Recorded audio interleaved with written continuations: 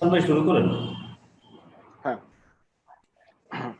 সুপ্রিয় চিকিৎসকবৃন্দ এবং শিক্ষার্থীবৃন্দ, সবাইকে আজকের এই সায়েন্টিফিক সেশনে স্বাগতম। আজকের সায়েন্টিফিক সেশনের বিষয়বস্তু ট্রিটমেন্ট অফ অ্যাকুয়েট ইসকেমিক স্ট্রোক। আজকের অনুষ্ঠানটির আয়োজনে আছি আমরা বিডি ফিজিশিয়ান ফেসবুক গ্রুপ, আমাদের সাথে সহযোগিতায় আছে ECG study and others group এবং আজকের আমাদের scientific partner health care pharmaceuticals limited. আজকের স্পিকারকে আসলে আমি পরিচয় করে দেওয়ার তেমন কিছু নেই। প্রফেসর মতিউর রহমান, ওনাকে বলা যায় মেডিসিন এবং নিউরো মেডিসিনের একজন বহির্হ বটবৃক্ষ, একজন অতুলনীয় চিকিৎসক। এক কথায় আমরা যা বলতে পারি, আমরা আজকে অত্যন্ত আনন্দিত এবং গর্বিত যে বিডি ফিজিশিয়ানস এর প্ল্যাটফর্মে আমরা স্যারকে আজকে পেয়েছি এবং আমরা আশা করছি আমাদের প্ল্যাটফর্মের সঙ্গে স্যারের আজকে যাত্রা শুরু হলো। ইনশাল্লাহ স্যার আজকে ইসকেমিক স্ট্রোক শেষ করছেন। আশা করছি সামনের মাসে স্যার হেমোরেজিক স্ট্রোক উপর প্রেজেন্টেশন নিয়ে আমাদের মাঝে হাজির হবেন। আমি আর বেশি কথা বাড়াবো না, আমি স্যারকে আবারও স্বাগতম জানাচ্ছি। আমি অনুষ্ঠান এখন হ্যান্ড ওভার করছি আজকের অনুষ্ঠানের প্রেজেন্টার এবং আরেকজন মেডিসিনের এই দেশের ভবিষ্যৎ, সিলেট এমএজি ওসমানী মেডিকেল কলেজের assistant professor of medicine doctor Ruhul Kabir. Doctor Ruhul Kabir, please. ধন্যবাদ এহসান ভাই। সুপ্রিয় দর্শক, আজকে আসলে আমরা এমন একজন শিক্ষককে পেয়েছি যার হাত ধরে আমার ব্যক্তিগতভাবে পোস্ট গ্রাজুয়েট লাইফের ট্রেনিং প্রক্রিয়ার সূচনা হয়েছিল। স্যারকে আমরা যারা স্যারের স্টুডেন্ট, আমরা অত্যন্ত আনন্দিত স্যারকে পেয়ে। স্যারের এই অ্যাকিউট ইসকেমিক স্ট্রোকের লেকচার আমরা স্টুডেন্ট লাইফ থেকে বারবার শুনে আসছি। যতবারই শুনি ততবারই নতুন লাগে, ততবারই আমরা চমৎকৃত হই। আর স্যার হচ্ছেন আসলে আমি বলবো মেডিসিন এবং নিউরো মেডিসিনে এদেশের একজন অতুলনীয় শিক্ষক, অতুলনীয় চিকিৎসক এবং রিসার্চার। আর দুটা বিষয় আমি বলে স্যারের প্রোগ্রামে সরাসরি চলে যাব। একটি হচ্ছে যে স্যারকে আমরা সারা জীবনে দেখছি যে স্যারের অত্যন্ত চমৎকার ভাবে স্যার পিন পয়েন্ট ডায়াগনোসিসে পৌঁছাইতেন। নিউরো মেডিসিনে একদম ক্লিন কাট ডায়াগনোসিস পৌঁছানোর চেষ্টা করতেন এবং আমাদেরকে শেখানোর চেষ্টা করতেন। আর একটি বিষয় হচ্ছে যখন ডায়াগনোসিস হয়ে যেত, তারপরে যখন স্যার চিকিৎসার জন্য আসতেন, চিকিৎসার ব্যাপারে স্যার কিন্তু 100% এভিডেন্স বেসড ট্রিটমেন্ট প্র্যাকটিস করতেন। এভিডেন্স যা বলে সে চিকিৎসা করে। এই দুটা গুণ স্যারকে আসলে মহিমান্বিত করেছে। আমি আর কথা না বলে, আপনারা সবাই অধীর আগ্রহে অপেক্ষা করছেন, আমি সরাসরি প্রফেসর মতিউর রহমান স্যারকে অনুরোধ জানাবো স্যারের প্রেজেন্টেশনটি শুরু করার জন্য। স্যার,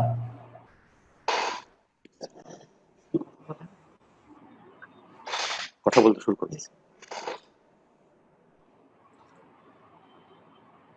ধন্যবাদ আমার স্নেহভাজন ডক্টর এহসান এবং আমার অত্যন্ত প্রিয় ছাত্র এবং সিলেটের উদীয়মান মেডিসিনের চিকিৎসক assistant professor doctor Ruhul Kabir.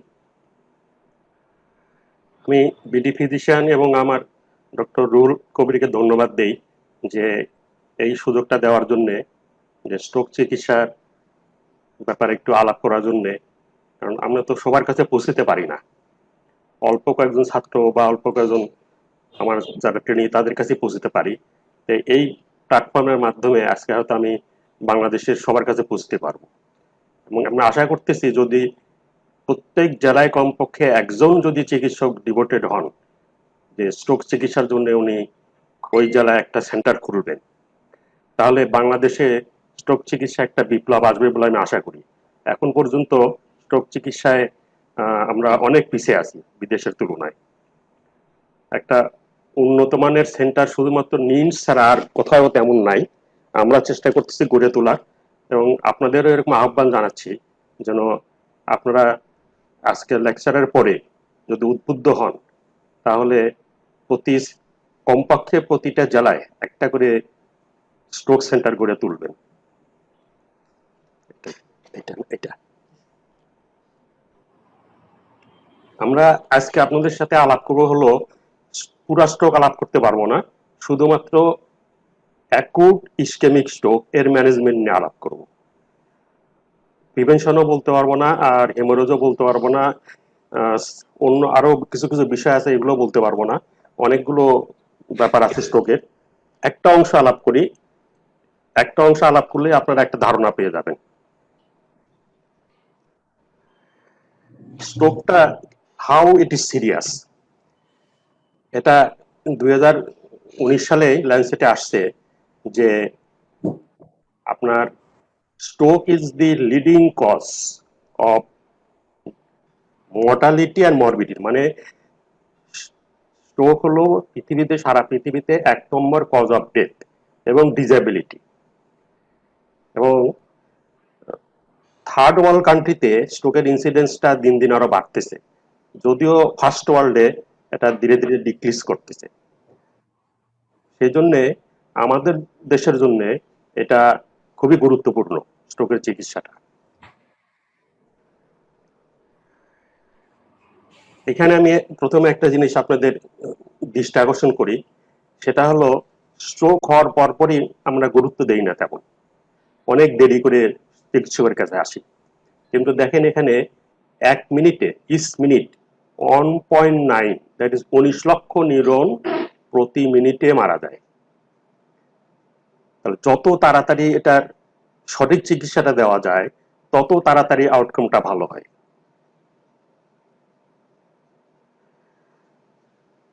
স্ট্রোকের আমরা একটা ক্লাসিফিকেশনটা বলি নেই, একটা হলো ইসকেমিক স্ট্রোক আর একটা হেমোরেজিক স্ট্রোক।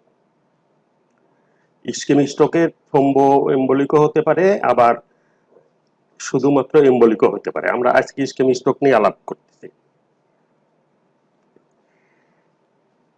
এটিওলজি ইসকেমিক স্ট্রোকের কার্ডিওএম্বলিকের কারণের মধ্যে দেখেন অ্যাট্রিয়াল ফিব্রিলেশন, মুরাল থ্রম্বাস, তাহলে patent foramen ovale, infective endocarditis, আর একটা হলো অ্যাথেরোথ্রম্বো এম্বলিক, মানে অ্যাথেরোস্ক্লেরোটিক প্লেক আছে, তার মধ্যে এখানে থ্রম্বোসিসও ডেভেলপ করে যেতে পারে, অথবা একটা প্লেক ভেঙে এটা এম্বলিজম করে ফেলতে পারে। এছাড়া আছে স্মল ভেসেল ডিজিজ, যেমন ছোট ছোট স্ট্রোক হয়।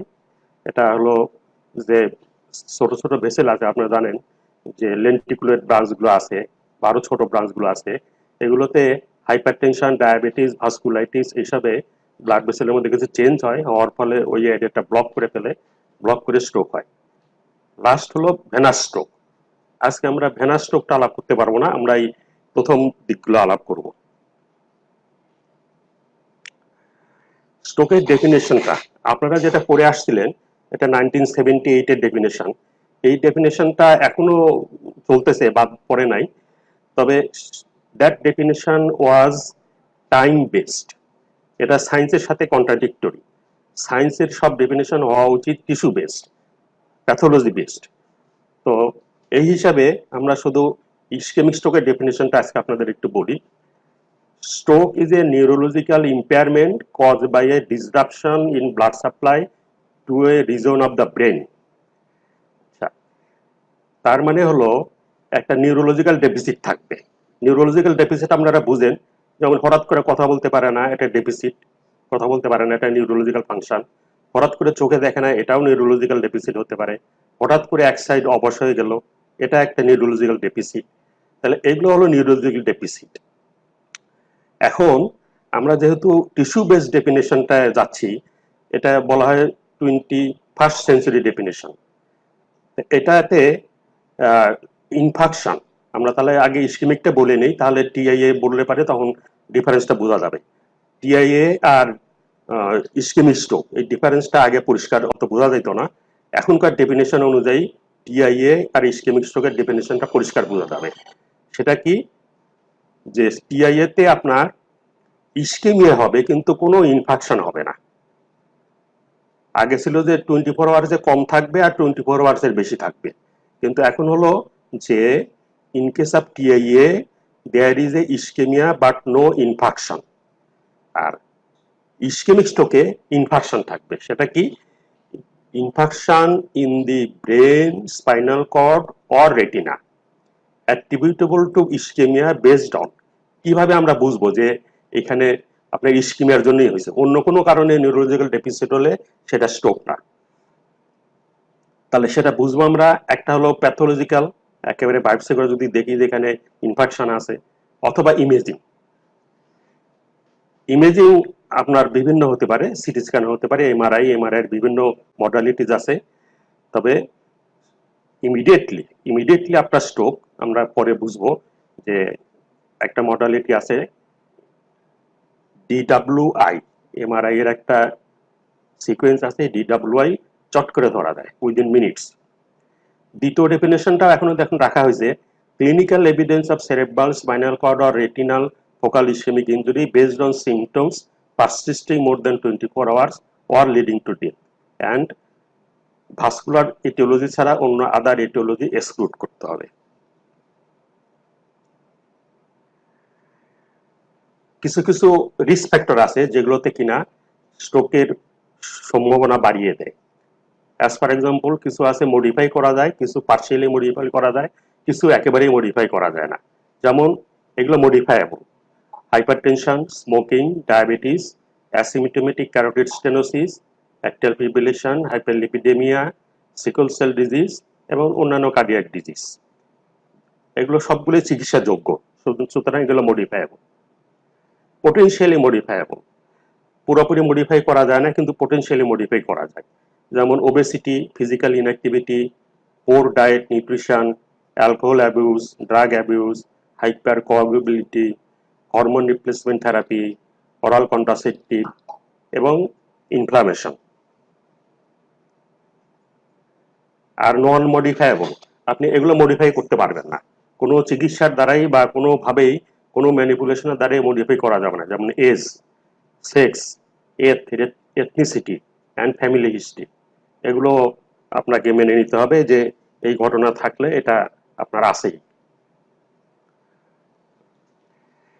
এটা আমি অল্প একটু বলি, বেশি এখানে বলবো না, যে কিভাবে এটা না বুঝলে ওই চিকিৎসাটা বোঝা যায় না, যে কিভাবে ইসকেমিক স্ট্রোকের ঘটনার ভিতরে ঘটে। মেইনলি দেখেন হলো যে আপনার এই ইসকেমিয়া হলে একটা প্রধান ঘটনা হচ্ছে দেখেন inflammation, blood brain barrier disruption, আর হলো আপনার হলো অক্সিজেন অ্যান্ড গ্লুকোজ ডিপ্রাইভেশন। এখন যখন আপনার এই ইসকেমিয়া বা অক্সিজেন ডিপ্রাইভেশন হয়, তাহলে অক্সিজেনটা প্রথমে বলি, তাহলে প্রথমে এটিপিএস কে ইনভলভমেন্ট করে। এটিপিএস কে ইনভলভমেন্ট করলে তাহলে সোডিয়াম পটাশিয়াম পাম্পকে ইনভলভ করে। সোডিয়াম পটাশিয়াম পাম্পকে ইনভলভ করলে তাহলে ভিতরে সোডিয়াম বেশি জমে যায়। সোডিয়াম জমে গেলেই তখন সাথে সাথে পানিও বেশি জমতে হবে, কারণ এটা ক্যাটায়ন আসলে পরে বেশি যখন জমে ব্যালেন্স করার জন্য পানি চলে আসে, অথবা কিছু ক্যালসিয়াম ভিতরে ঢুকে সোডিয়ামের সাথে এক্সচেঞ্জ হয়। ক্যালসিয়ামটা আবার জিনিসটা অত ভালো জিনিস না, এটা ভিতরে অনেক এনজাইমগুলো অ্যাক্টিভেট করে সেলকে নেক্রোসিস করে ফেলে। তাহলে আলটিমেটলি দেখেন তিনটা ঘটনা হচ্ছে, একটা হলো আপনার necrosis, autophagy and apoptosis. Detail বলতে পারলাম না, তিনটা কথা মনে রাখেন যে নেক্রোসিস হচ্ছে, তারপরে হলো অটোফেজি হচ্ছে, অ্যাপোপ্টোসিস হচ্ছে, হয়ে ইনফ্যাক্ট সাইজটা বেড়ে যাচ্ছে। আর একটা ইম্পর্টেন্ট কনসেপ্ট আমাদের দরকার, সেটা হলো যে concept of ischaemic penumbra, very important জিনিস। সেটা হলো যে এই যে স্ট্রোকটা হয় তার মধ্যে একটা থাকে কোর, মানে দ্যাট অংশ, that portion of the brain already infarcted, এখানে এইটুকু কিছু করার আমাদের উপায় নাই।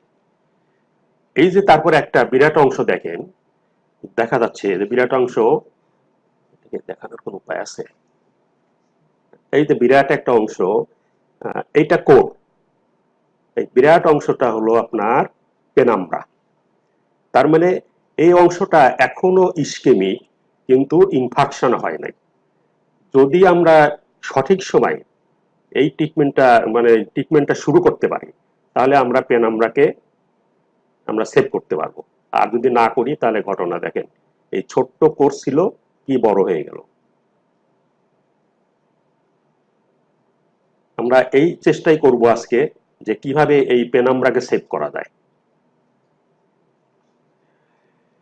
কিছু পোর প্রগনোস্টিক ফ্যাক্টর একটু বলে নেই: accompanying fever, hypotension or hypertension, low oxygen saturation, hyperglycaemia or hypoglycaemia, total anterior circulation stroke, pontine hemorrhage, low GCS score, heart failure, severity of the hemiparesis। এই জিনিসগুলো থাকলে অন অ্যাডমিশন এগুলোর একটু প্রগনোসিসটা পোর। আমরা আর কথা না বাড়ায় সরাসরি ম্যানেজমেন্টে চলে আসি। ম্যানেজমেন্টের অনেকগুলো ফেজ আছে, সবগুলো আমরা বলবো না, কারণ আমাদের দেশের পার্সপেক্টে সবগুলো সম্ভব না। যতটুকু সম্ভব এতটুকু আলাপ করব। এটা হলো এই অংশটা শুধু চিকিৎসক না, প্রত্যেক মানুষেরই এই অংশটা জানা উচিত যে কি ঘটনা হলে স্ট্রোক হয়। এটা হলে পারেই যে এই ঘটনা ঘটলেই তাড়াতাড়ি হাসপাতালে যেতে হবে, তাড়াতাড়ি ডাক্তারের সাহায্য নিতে হবে। সেটা কি, হঠাৎ করে ফেস সাইড দিকে বেঁকে গেল, হঠাৎ করে হাত একটা এক সাইডে অবশ হয়ে গেল, হঠাৎ করে কথা জড়ায় গেল, এইটাকে বলে হলো, এটা হলো ওই এনআইএইচএস স্ট্রোক স্কেল থেকে মডিফাই করা হয়েছে Cincinnati pre hospital stroke scale, সব মানুষের জন্য। এটা ঢাকায় যারা আছেন তারা দেখবেন যে ওই বসুন্ধরায় এটা ওই অ্যাপোলো হসপিটাল থেকে এরকম সাইনবোর্ড দেওয়া আছে যে এটা হলে এই জায়গায় কল করো। তাহলে প্রথমেই যে ব্যক্তি, যে ডাক্তার এই জিনিস দেখবেন, ইমার্জেন্সি মেডিকেল সার্ভিস, উনি একটা স্ট্রোকের একটা চট করে অ্যাসেসমেন্ট করে ফেলবেন। অ্যাসেসমেন্ট করে ফেলে আপনার চট করে যেখানে যদি স্ট্রোক মনে হয়, যে হসপিটালে স্ট্রোক চিকিৎসা করার ফ্যাসিলিটি আছে সেখানে রেফার করবেন এবং ওই হসপিটালে নোটিফাই করে দিবেন। এটা হলো আইডিয়াল। আমাদের দেশে কতটুকু করতে পারবো জানি না, যে আইডিয়াল যে এইটা আমাদের স্ট্রোক রেডি হসপিটাল, এরকম হসপিটালে স্ট্রোক চিকিৎসার আমার বিশেষজ্ঞ আছে, এখানে তাড়াতাড়ি যাবে এবং সেই হসপিটালে আমরা আগে একটা ফোন দিয়ে দেব যে আমি একটা স্ট্রোকের রুগী পাঠালাম।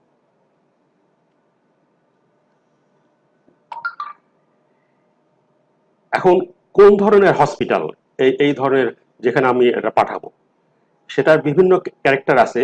আমরা মনে করি যে যেখানে আইসিইউ আছে সেটাই হলো স্ট্রোক হসপিটাল। আইসিইউ আল্লাহর রহমতে আমাদের তো অনেক হাসপাতালই আছে, সুতরাং আইসিইউ থাকলেই সেই হসপিটালই হলো স্ট্রোক চিকিৎসা করার জন্য আইডিয়াল হসপিটাল। আইসিইউর যে ফ্যাসিলিটি সেটাই। এখন আমার যে মেডিকেল কলেজগুলো আছে সবগুলোই আল্লাহর মতো আইসিইউ আছে। ওখানেকার মেডিসিনের ডাক্তার যারা আছেন বা নিউরোলজিস্ট যারা আছেন, ওনারা জাস্ট যদি একটু কোঅর্ডিনেশন করে নেন, একটা হলো ল্যাবরেটরির সাথে আর একটা হলো রেডিওলজির সাথে কোঅর্ডিনেশন করে যদি নেন, একটা টিম গঠন করে ফেলেন, চট করে যেন আমি একটা ইমেজিং করে ফেলতে পারি। যত তাড়াতাড়ি ইমেজিং করতে পারবো আমরা স্ট্রোকের চিকিৎসাটা তত তাড়াতাড়ি শুরু করতে পারবো। এই টিমের মধ্যে যেটা আমি বলে ফেলছি, থাকার দরকার হলো physician, nurses, laboratory, radiological personal. এটার একটা প্রোটোকল তৈরি করা দরকার প্রত্যেক হাসপাতালেরই। আমরা যেহেতু করতেছি, আমরা একটা প্রোটোকল করছি। আপনারা যদি এই চিকিৎসায় যেতে চান, কিভাবে প্রোটোকল হয় আমরা আমাদের প্রোটোকলটা দিয়ে দেবো, সমস্যা নেই। আর আপনারা যদি কোনো ট্রেনিংও দিতে চান, আমরা ট্রেনিংও দিতে পারবো, আপনারা শুধু আগে আসলেই হবে। সেটা হলো যে আসলে পারেই এই একটা এনআইএইচএস স্ট্রোক স্কেল করতে হবে।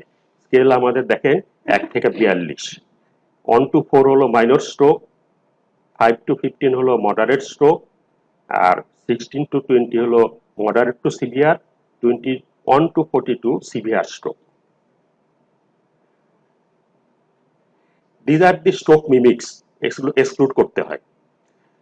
ড্রাগ ওভারডোজ, হাইপোগ্লাইসিমিয়া, তারপরে হলো আপনার metabolic disorder, conversion disorder, hypertensive encephalopathy, post seizure, tumour বা ইন্টারক্রানিয়াল হেমোরেজ অথবা এপিডুরাল সাবডুরাল হেমাটোমা। তো এগুলো আমরা আলাদা করে ফেলতে পারবো। ইমেজিং, আমরা এখানে এই মুহূর্তে শুধু ইম্পর্টেন্ট ইমেজিংয়ের কথা বলি, যে যেহেতু সকলের জন্য এই কথাটা, সব সেন্টারে সব সুবিধা নাই। একটা হলো non contrast CT scan to exclude intracranial haemorrhage. এই একটা টেস্ট খুব দরকার, এইটা করতে পারলেই হয়ে গেল। আর সাথে সাথে কিছু অন্যান্য টেস্ট দিতে হয়। আমার দুইটা টেস্ট দরকার, একটা হলো ব্লাড গ্লুকোজ আর একটা হলো সিটি স্ক্যান। ব্লাড গ্লুকোজ আর সিটি স্ক্যান দেখেই আপনি স্পেসিফিক স্ট্রোক থেরাপিতে যেতে পারবেন।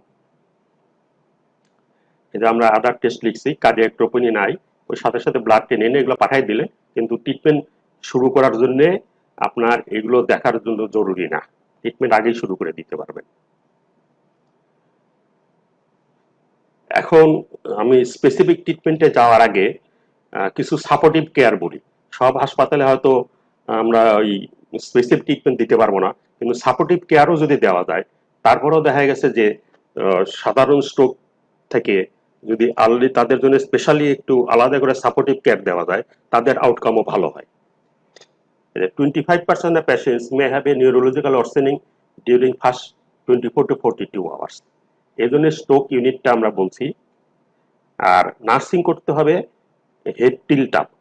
এর আগের গাইডলাইনে ছিল যে প্রথম 24 ঘন্টা একদম ফ্ল্যাট শুয়ে থাকবে, এটা এই মুহূর্তে একটু চেঞ্জ হয়ে গেছে পরবর্তী গাইডলাইনে, যে হেড 30 ডিগ্রি টিল্ট আপ করলেই ভালো, একদম ফ্ল্যাট শুয়ে থাকায় কোনো লাভ দেখা যাচ্ছে না।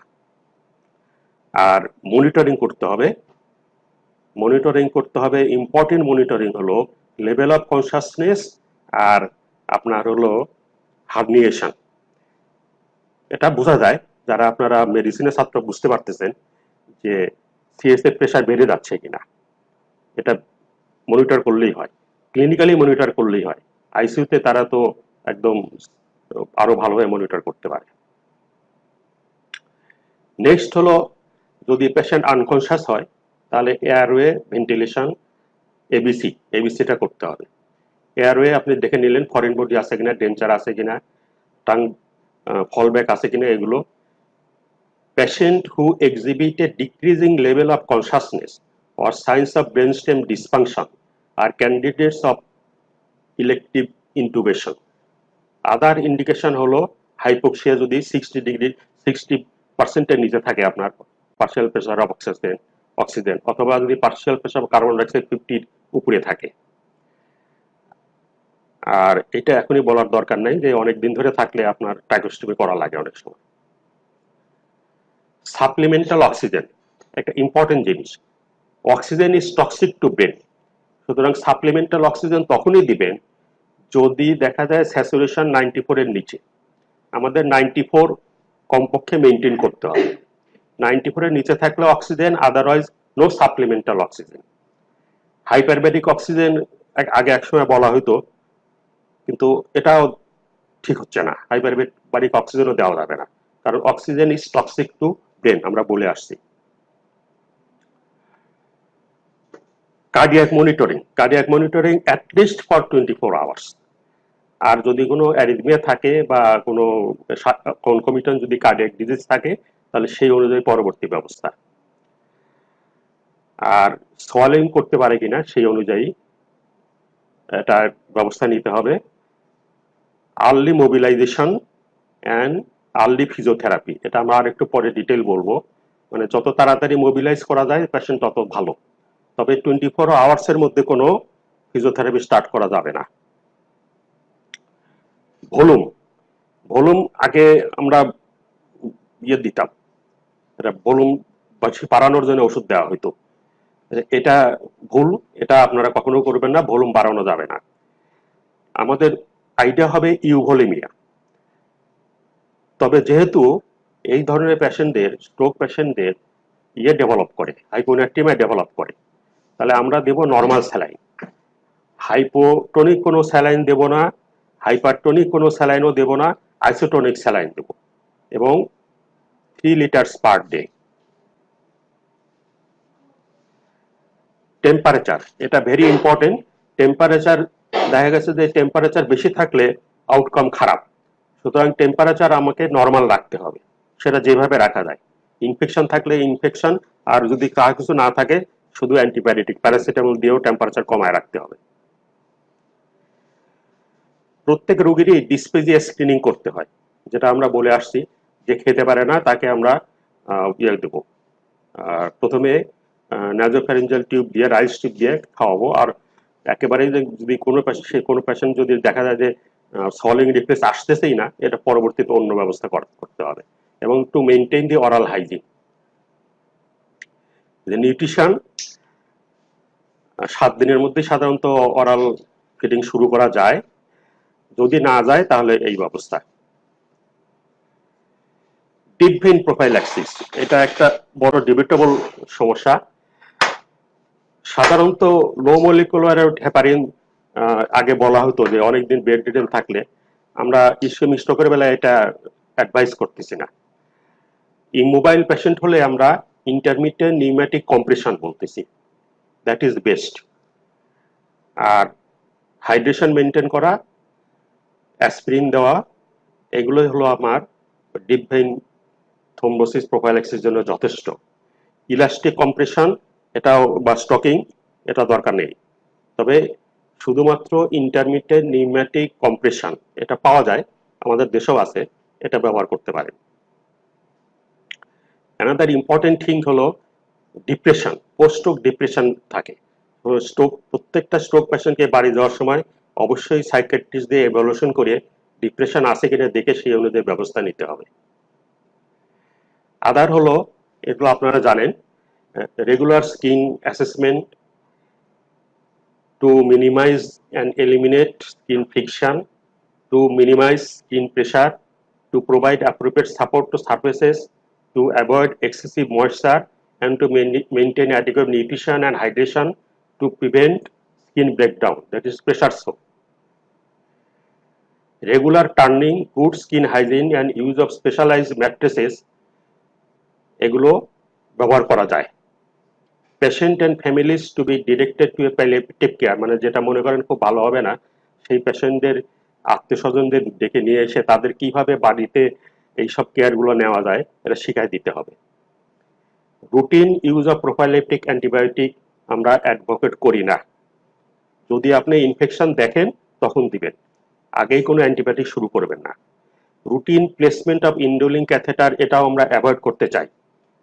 যদি দেখা যায় রিটেনশন বাধ্য তখন দিবেন, আদারওয়াইজ এটা না দেওয়াই ভালো।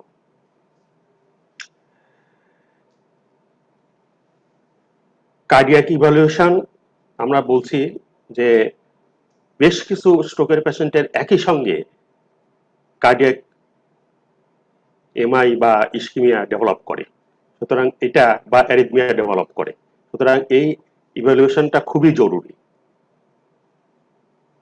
এবং প্রত্যেক রোগীর কমপক্ষে যদি এমআই ইসকেমিয়া নাও থাকে 24 আওয়ার্স আপনার মনিটরে রাখতে হবে, কার্ডিয়াক মনিটরিং এ, কারণ অ্যারিথমিয়া ডেভেলপ করতে পারে। Blood glucose very important. আমরা প্রথমে বলেছি যে ব্লাড গ্লুকোজটা আমরা ইনিশিয়ালি দেখে নিই, কারণ 60 যদি নিচে 60 মিলিগ্রাম পার ডিএলএন থাকে, ইট মে মিমিক স্ট্রোক। তখন সেই ক্ষেত্রে আমাদের প্রথম কাজ হবে আগে ব্লাড গ্লুকোজটা নর্মাল নিয়ে আসা। আর persistent hyperglycaemia on the other hand, এটাও স্ট্রোকের আউটকাম খারাপ করে। সুতরাং আমাদের আইডিয়া হবে টু মেনটেন ইউগ্লাইসেমিয়া। প্রথমেই আমাদের দেখার কোনোই প্রয়োজন নাই এটা ডায়াবেটিস কি ডায়াবেটিস না, এটা আমরা পরে অ্যাসেসমেন্ট করবো, যাওয়ার আগেই করে ফেলবো যে ডায়াবেটিস আছে কিনা। ডায়াবেটিস থাকলে সেই অনুযায়ী পরবর্তী ম্যানেজমেন্ট। ইনিশিয়ালি শুধু হাইপোগ্লাইসেমিয়া না হাইপারগ্লাইসেমিয়া। হাইপারগ্লাইসেমিয়া হলে সেই অনুযায়ী সলুবল ইনসুলিন, হাইপোগ্লাইসেমিয়া হলে glucose. Next important thing hypertension, এটা নিয়ে বড়ই কনফিউশন। হাইপারটেনশন আমরা এটা কিন্তু বলতেছি আমরা হলো অ্যাকুট ইসকেমিক স্ট্রোকের বেলায়, এটা অন্য সময় অন্য হবে, হেমোরেজের বেলা অন্য হবে, তারপরে প্রোফাইল্যাক্সিসের বেলা অন্য হবে, প্রিভেনশন প্রাইমারি প্রিভেনশনে অন্য হবে। অ্যাকুট যখন আপনার কাছে অ্যাকুট ইসকেমিক স্ট্রোক নিয়ে আসছে, যদি আপনি ওই আরটিপিএ না দিতে পারেন তাহলে একরকম, আরটিপিএ দিলে আরেক রকম। তাহলে 220 সিস্টোলিক 120 ডায়াস্টোলিক এর উপরে থাকলে আপনাকে চিকিৎসা দিতে হবে, এর নিচে থাকলে প্রথম কয়েকদিন চিকিৎসা দিতে হবে না, with the exception of left ventricular failure, aortic dissection, acute myocardial infarction, acute renal failure, hypertensive encephalopathy. তার মানে 220 120 সিস্টোলিক এন্ড ডায়াস্টোলিক এর উপরে হলো তো চিকিৎসা দেবই, আর এর নিচে কিন্তু সাথে এই কন্ডিশন গুলো আছে, তাহলে চিকিৎসা দিতে হবে। তবে যদি হাইপোটেনশন থাকে সেই ক্ষেত্রে ব্লাড প্রেশার বাড়ালে লাভ হবে কিনা আমরা জানি না।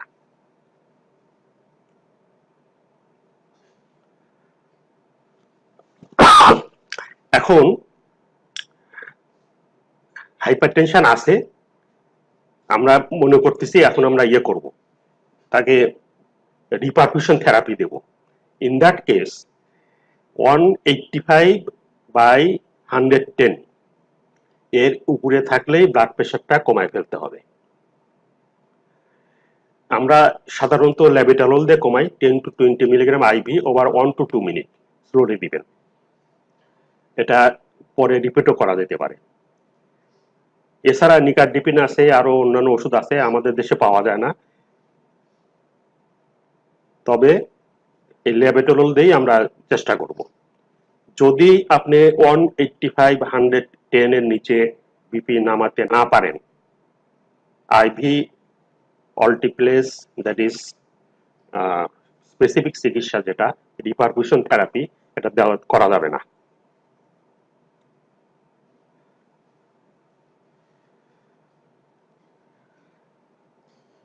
ব্লাড প্রেশার মনিটরিং আমরা মনে করলাম যে আমরা সবকিছু এলিজিবল হয়ে গেছে, আমরা আরটিপি দিচ্ছি। সেই ক্ষেত্রে আরটিপি দেওয়ার সময় এবং তার পরবর্তীতে ব্লাড প্রেশারটা এইভাবে মেনটেন করতে হবে। To maintain BP 180/105 during and after therapy. Monitor BP every 15 minutes for 2 hours from the start of altiplase, then every 30 minutes for 6 hours, then hourly for 16 hours। একটা 24 hours এর একটা ইন্টেন্সিভ মানে monitoring হতে হবে।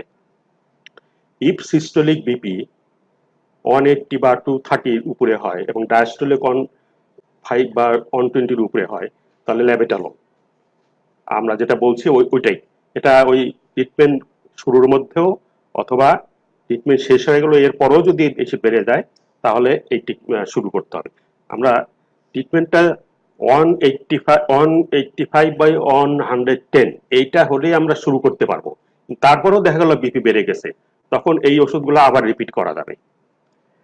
এবং যদি দেখা যায় খুব বেশি বেড়ে গেছে, ডায়াস্টোলিক 140 উপরে, তখন আমরা সোডিয়াম নাইট্রোফোসাইট, এই ওষুধটাও আমাদের দেশে নাই, এটা একটা সমস্যা।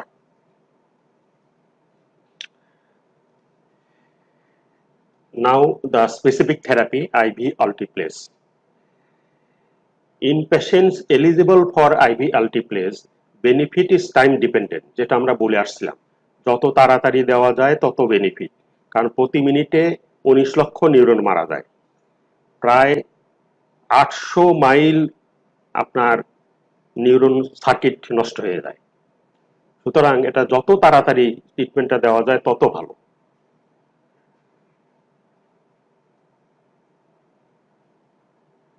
আর যে ফিজিশিয়ানরা দিবেন তারা দুইটা জিনিসের জন্য খুবই থাকবেন, সজাগ থাকবেন। একটা হলো ব্লিডিং আর একটা হলো অ্যাঞ্জিওএডিমা। এটার জন্য যে একটা ট্রে রেডি থাকবে, এই ট্রেতে এই সব ম্যানেজমেন্টের জন্য সব জিনিস রেডি করে রাখতে হবে।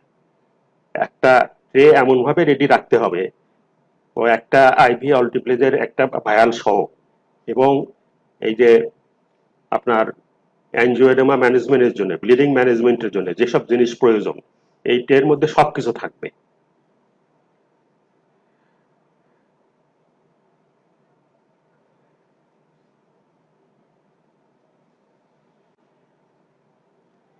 আইভি অল্টিপ্লেজের বদলা আপনার টেনেক্টোপ্লেজও দেওয়া যেতে পারে। হ্যাঁ, এটা সিঙ্গেল বলাস dose 0.25 milligram per KG, maximum 25 milligram. এটা নন ইনফেরিয়র টু আইভি অল্টিপ্লেজ, এটাও দেওয়া যেতে পারে।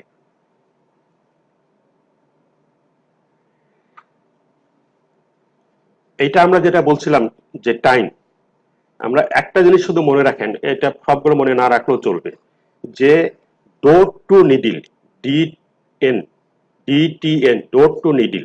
ডোর মানে হলো আপনার হাসপাতালে ঢোকা, সেখান থেকে টাইম যতক্ষণে আপনি আল্টিপ্লেজ শুরু করছেন, এই সময়টা 1 ঘন্টার মধ্যে হলে ভালো হয়। আর আমাদের শুরু থেকে, স্ট্রোক শুরু থেকে যে উইন্ডো পিরিয়ডটা, এটা আমরা পরে আলাপ করতেছি। এইটা আপনার টার্গেট। যদি আপনার ওই টাইমের মধ্যে আসে, আপনার টার্গেট হবে সবকিছু করে নিয়ে 1 ঘন্টার মধ্যে শুরু করতে। দিলে কি লাভ হয় আইভি আলটিপ্লেস? দেখেন, এটা হলো outcome, number need to treat, এটা হলো 8.3, ইমপ্রুভ 3.1। আমি ছবি দেখা জিনিসটা আরো ভালো বলি। এই যে দেখেন, যদি আমরা দেই 1 in 3 chance of improvement, 1 in 20 chance of bleeding and 1 in 100 chance of death, আর বাকি যে থাকলো এই 20-র বাইরেও যে বাকি, এই যে ধরেন 97 বাদ দিলাম, তারপরে যে বাকিগুলো থাকলো তাদেরও এমআরএস স্কেলে অ্যাটলিস্ট 2 লাভ হয়। সুতরাং লাভটাই বেশি, ক্ষতির পরিমাণ অনেক কম।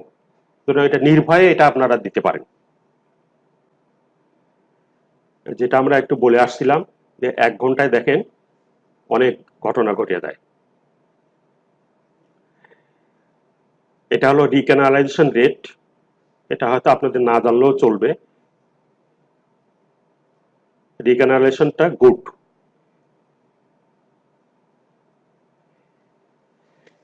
এই স্লাইডটা যদি মানে আমরা এখন থেকে যে কয়েকটা স্লাইড বলবো, এই স্লাইডটা যদি আপনারা এগুলো যদি একটু মন দিয়ে শোনেন তাহলে কোশ্চেনটা কম হবে।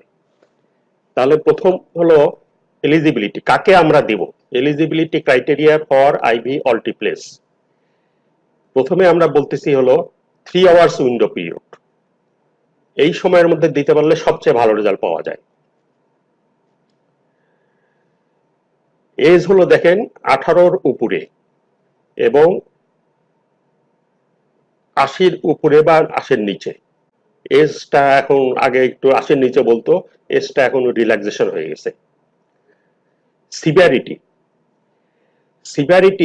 3 ঘন্টার মধ্যে আমরা সিভিয়ারিটির কোনো ধার ধারি না, যে যত সিভিয়ারি হোক আমরা আইভি আলটিপ্লেস দিয়ে দেব। মাইল্ড বা ডিসেবলিং স্ট্রোক তাও দেব। তাহলে শুধুমাত্র ডিসেবলিং থাকলেই,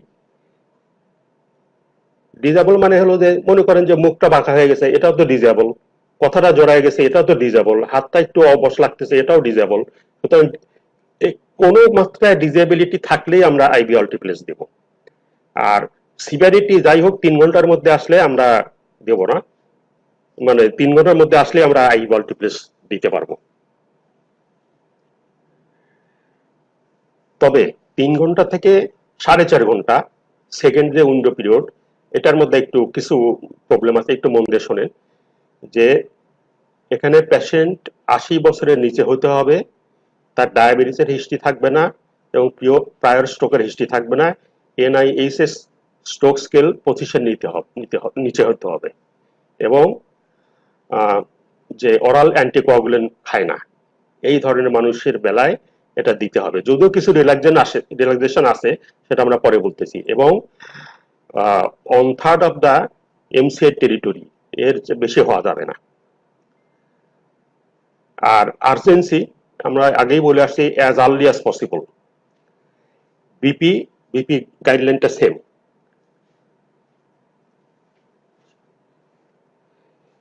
ব্লাড গ্লুকোজ 50-এর নিচে হলে আমরা দেব না, 50-এর উপরে এটা তুলে ফেলতে হবে। তবে 50-এর উপরে তুলে ফেললে দিতে পারবো। সিটি স্ক্যানে দেখা গেল যে মাইল্ড টু মডারেট এক্সটেন্ট আছে এই সেকেন্ড পিরিয়ডে, কিন্তু ফ্র্যাঙ্ক হাইপোডেনসিটি নাই। ফ্র্যাঙ্ক হাইপোডেনসিটি হলে আইভি আলটিপ্লেস দেওয়া যাবে না। প্রায়র অ্যান্টিপ্লেটলেট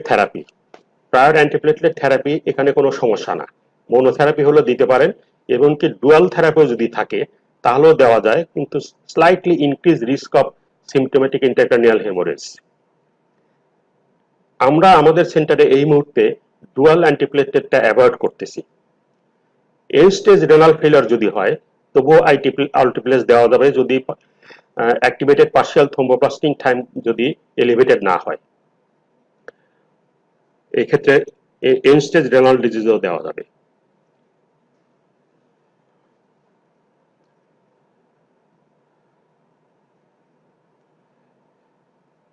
এখন কিন্তু আমরা ডেফিনিট ইন্ডিকেশন গুলো বলে ফেলছি, ক্লাস 1 মানে ইন্ডিকেশন, এখন হলো অ্যাডিশনাল রিকমেন্ডেশন, এটা ক্লাস 2। সুতরাং ওখান থেকে এখানে কথা কিন্তু একটু অন্যরকম হবে। দেখেন ওখানে আমরা বলে আসলাম 80 বছরের উপরে দেব না, কিন্তু এখন বলতেছি 80 বছরের উপরেও দেওয়া যেতে পারে। 2 নম্বর আমরা বলছিলাম যে এনআইএস স্ট্রোক স্কেল 25-এর উপরে হলে এটা আনসার্টিন, এটা এত সিভিয়ার স্ট্রোক হলে এটা না দেওয়াই মনে হয় ভালো। প্রায়র স্ট্রোক, ডায়াবেটিস মেলাইটাস এরকম যদি হয়, এই ক্ষেত্রেও ক্লাস 2 রিকমেন্ডেশন হলো না, এখানেও দেওয়া যেতে পারে। আগে কিন্তু বলে আসছিলাম এখানে আমরা দেব না। এটা হলো আগের গাইডলাইন থেকে একটা ব্যাপক চেঞ্জ আছে। এখানে দেখেন মাইল্ড ডিসএবলিং স্ট্রোক হলে আমরা দেব, কিন্তু যদি নন ডিসএবলিং স্ট্রোক হয়, মাইল্ড কিন্তু নন ডিসএবলিং, তার মানে এনআইএস স্ট্রোক স্কেল হলো লেস দ্যান 5, আমরা বলছিলাম 4 পর্যন্ত মাইল্ড, সেই ক্ষেত্রে দেব না, আদারওয়াইজ দিব। এখানে নতুন আরেকটা ইনফরমেশন আছে আপনাদের জন্য, সেটা হলো যে আমরা টাইম জানি না, ঘুমের মধ্যে ঘটনা ঘটে গেছে। এই ক্ষেত্রে টাইমটা জানার একটা বেশ ভালো একটা উপায় আছে, সেটা হলো এমআরআই যদি করে ফেলেন, আমরা যে ক্ষেত্রে আমরা বুঝতেছি না কখন ঘটছে, এমআরআই করে ফেললে, এমআরআই এর 2টা সিকোয়েন্স আছে। এটা মেডিসিনের যারা আপনারা সবাই বুঝতেছেন, অন্যদের জন্য হয়তো কঠিন হবে একটু। ডিডব্লিউআই আর হলো ফ্লেয়ার। ডিডব্লিউআই তে আপনার স্ট্রোকের এভিডেন্স আছে, কিন্তু ফ্লেয়ারে নাই। এটা ইন্ডিকেট করে এখনো 4.5 ঘন্টা পার হয় নাই। সুতরাং এই ক্ষেত্রে আপনি সেফলি আইভি অল্টিপ্লেস দিতে পারেন। কথাটা আবার বলি, ডিডব্লিউআই তে ইসকেমিক স্ট্রোকের এভিডেন্স আছে, কিন্তু ফ্লেয়ার ইমেজে এখনো মানে ইসকেমিক স্ট্রোকের কোনো এভিডেন্স আসে নাই। এটা এসে যাবে 4 ঘন্টা 6 ঘন্টার মধ্যে এসে যাবে। তো সেই ক্ষেত্রে এটাকে বলা হয় ডিডব্লিউআই এমআর ফ্লেয়ার মিসম্যাচ। এই ক্ষেত্রে আমরা আইভি অল্টিপ্লেস দিতে পারি। এক্সিস্টিং ডিসএবিলিটি, এটা সাধারণত আপনার প্রি এক্সিস্টিং ডিসএবিলিটি, এটা সাধারণত আপনার সিমটোমেটিক ইন্টেগ্রাল হেমোরেজের রিস্কটা খুব একটা বেশি বাড়ায় না।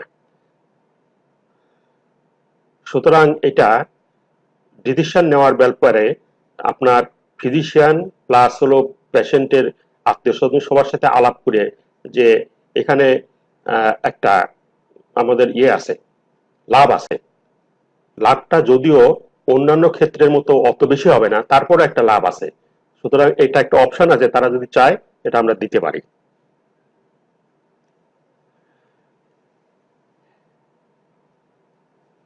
ডিমেনশিয়া যদি থাকে, এক্ষেত্রেও আমরা আইভি অল্টিপ্লেস দিতে পারি। এখন ডিমেনশিয়ার গ্রেড বুঝে আপনারা সিদ্ধান্ত নেবেন। আর্লি ইমপ্রুভমেন্ট হচ্ছে কি হচ্ছে না, এটার জন্য আমরা দেরি করব না, যে দেখি হয় কিনা উন্নতি। দেরি করা যাবে না, যত দেরি করব তত ক্ষতি। Caesar at onset,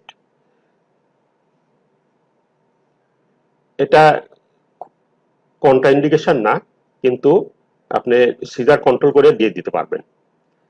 R blood glucose level 50-এর নিচে 400-এর উপরে এটা দেওয়া যাবে না, তবে একটু নর্মালাইজ করে নিয়ে দেওয়া যাবে। কোয়াগুলোপ্যাথি, যদি আপনার আইএনআর 1.7 এর নিচে থাকে আর প্রথম মিন টাইম 15-এর নিচে থাকে, 15 সেকেন্ডের নিচে থাকে, তাহলে কেস বাই কেস এটা দেওয়া যেতে পারে। ডুরাল পাংচার, 7 দিনের মধ্যে যদি ডুরাল পাংচার না হয়ে থাকে দেওয়া যেতে পারে। নন কম্প্রেসিভ সাইটে যদি আর্টারিয়াল পাংচার 7 দিনের মধ্যে না হয় তাহলে দেওয়া যেতে পারে। 14 দিনের মধ্যে যদি মেজর ট্রমা না হয়, হেড, অন্য জায়গায় হলেও সমস্যা নাই, হেডে যদি 14 দিনের মধ্যে মেজর ট্রমা না হয় তাহলে কেয়ারফুলি কনসিডার করতে পারেন। Recent major surgery within 14 days, এটা কনসিডার করা যাবে যদি 14 দিনের বেশি হয়ে যায়, না হলে হেমোরেজের রিস্ক থাকে। জিআই আর জেনারেটরের ব্লিডিং, এটা রিপোর্টের লিটারেচার শো করতেছে যে এটা ব্লিডিং রিস্কটা খুব একটা বেশি না, তবে অ্যাক্টিভ ব্লিডিং যদি থাকে তাহলে এটা কন্ট্রাইন্ডিকেশন। মেনস্ট্রুয়েশন এটা কন্ট্রাইন্ডিকেশন না, তবে হলো আপনার কেস বাই কেস এটা সিদ্ধান্ত নিতে হবে এবং পেশেন্টকে বলতে হবে একটু ব্লিডিং বাড়তে পারে মেনস্ট্রুয়েশনের, একজন গাইনেকোলজির কনসালটেশন নিলে ভালো হয়, তবে menstruation is not a contraindication. Extracranial cervical dissection associated with extracranial cervical dissection is reasonably safe within 4.5 hours and probably recommended. Intracranial arterial dissection একটা আনসার্টিন, তাহলে দেখেন এক্সট্রাক্রানিয়াল সার্ভাইকাল ডিসেকশন দেব, ইন্ট্রাক্রানিয়াল আর্টেরিয়াল ডিসেকশন হলে এটা benefit uncertain, দেব না। আনরাপচার্ড intracranial aneurysm যদি small size হয় ওকে, a small or moderate size less than 10 mm unruptured or unsecured intracranial aneurysm এটা probably safe, আমরা এটা রিকমেন্ড করতে পারি। usefulness and risks who harbor a giant unruptured and unsecured intracranial aneurysm এই ক্ষেত্রে established না, আমরা এটা অ্যাভয়েড করলেই ভালো।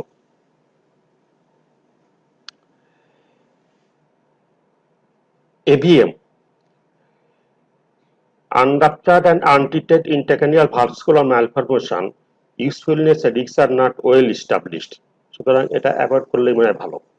Because of the increased risk of intracranial hemorrhage in this population of patient, IV alteplase may be considered with severe neurological deficit and a high likelihood of morbidity and mortality to outweigh the anticipated risk of intracranial hemorrhage. এটা avoid করলেই ভালো, তবে যদি দেখা যায় যে না benefit হতে পারে, এটা অ্যাসেস করা বড় টাফ, সেই ক্ষেত্রে দিতে পারে।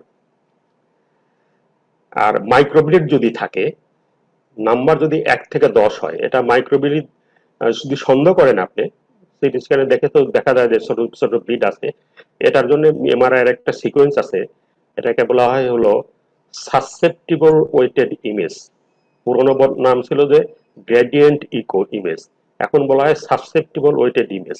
এখানে দেখা যায় হেমোরেজ গুলো দেখা যায়, 1 থেকে 10 পর্যন্ত হলে আমরা দিতে পারি, 10-এর উপরে হলে না দেওয়াই ভালো। এক্সট্রাক্সিয়াল ইন্ট্রাক্রানিয়াল নিওপ্লাজম স্ট্রোক আছে কিন্তু সাথে একটা ইন্ট্রাক্রানিয়াল বা এক্সট্রাক্সিয়াল নিওপ্লাজম আছে, এটা দেওয়া যাবে। একই সাথে কনকমিট্যান্ট টাইরোফাইবান, এপটিফাইবাইট এই যে এগুলো যে আছে এগুলো দেওয়া যাবে না। Acute MI in the setting যদি হয় তাহলে দেওয়া যাবে, সাথে সাথে এমআই এর চিকিৎসাটাও দিতে হবে। আর প্রসিডিউরাল স্ট্রোক মানে কোন একটা প্রসিডিউর করতে যে স্ট্রোক হয়ে গেছে, তাহলে আপনি এটা সেফ, এটা দিতে পারবেন। রিসেন্ট এমআই মানে অ্যাকুট এমআই না, কিছুদিন আগের ঘটনা, পাস্ট 3 মান্থের মধ্যে history of recent non STEMI in the past 3 month, সেই ক্ষেত্রে আইভি অল্টিপ্লেস দিতে পারেন। ফার্স্ট 3 মাসের মধ্যে যদি এসটিএমআই হয় এবং ইনভলভ করে রাইট অর ইনফিরিয়র মায়োকার্ডিয়াম দিতে পারেন। ফার্স্ট 3 মাসের মধ্যে যদি এমআই হয় এবং যদি অ্যান্টেরিয়র মায়োকার্ডিয়াম ইনভলভ করে তাহলেও দিতে পারেন। তার মানে রিসেন্ট এমআই হলো নন এসটিএমআই হোক আর এসটিএমআই হোক, আমরা আইভি অল্টিপ্লেস দিতে পারি। Other cardiac disease, acute pericarditis, treatment may be reasonable. Urgent consultation with a cardiologist is recommended. Cardiologist consultation নিয়ে এটা দিতে পারেন। Moderate acute ischemic stroke likely to produce mild disability and acute pericarditis is of uncertain net benefit. Major ischemic stroke likely to produce severe disability and known left atrial or ventricular thrombus, treatment of IV alteplase is reasonable.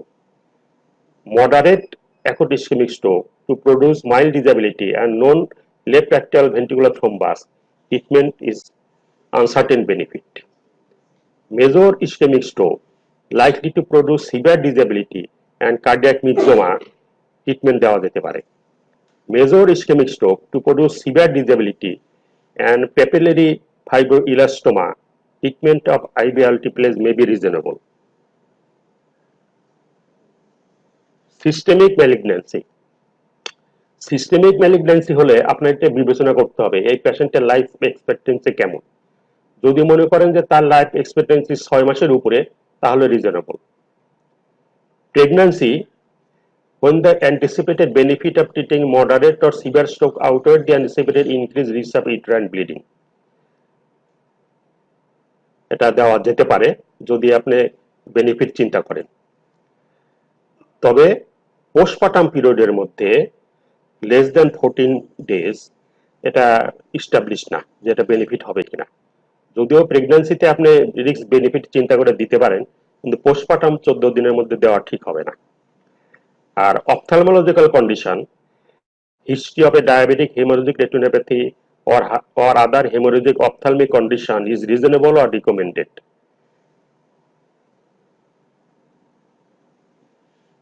Sickle cell disease, অ্যাডাল্টের বেলায় বলি, অ্যাডাল্টের বেলায় এটা beneficial. এলিসিড drug use, আপনারা জানেন যে অনেক illicit ড্রাগে stroke করে। Reasonable in instance of illicit drug use associated ischaemic stroke in patients with no other exclusion, মানে সোজা কথা এলিসিড ড্রাগ করে যদি ইসকেমিক স্ট্রোক হয় দেওয়া যেতে পারে।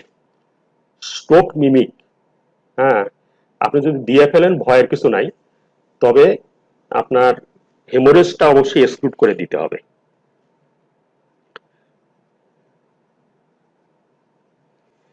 কিভাবে আমরা দেব, গুরুত্বপূর্ণ কথা, দেব হলো 0.9 মিলিগ্রাম পার কেজি, এটা হলো 10% দেব বোলাস, এরপরে 1 ঘন্টায় পরবর্তী 1 ঘন্টায় দেব হলো আপনার ওই ইয়েতে ড্রিপে। এই ডোজের বেলায় আমরা একটু বলি, সেটা হলো সারা পৃথিবীতেই এই ডোজটা ইউজ হয়, বাংলাদেশে ঢাকাতেও এই ডোজে ইউজ হয়।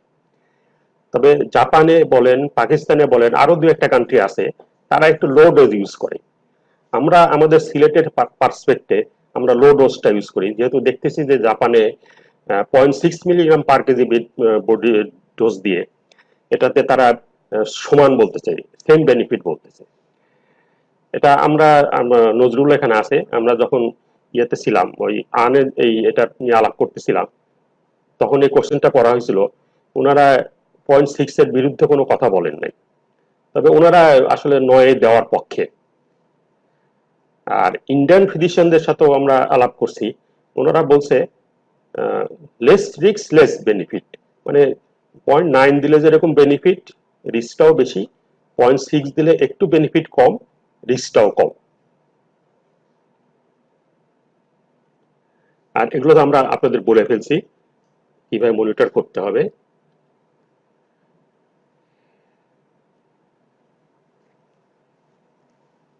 দেওয়ার পরপরই যদি ব্লাড প্রেশার আমরা বলছিলাম যে 180 আর 105 এর মধ্যে রাখতে হবে, যদি না রাখা যায় তাহলে যে ওষুধগুলোর কথা বলছিলাম এগুলো দিতে হবে। এখন 24 ঘন্টা পরে একটা সিটি অথবা এমআরআই করতে হবে যে কোনো হেমোরেজ হলো কিনা।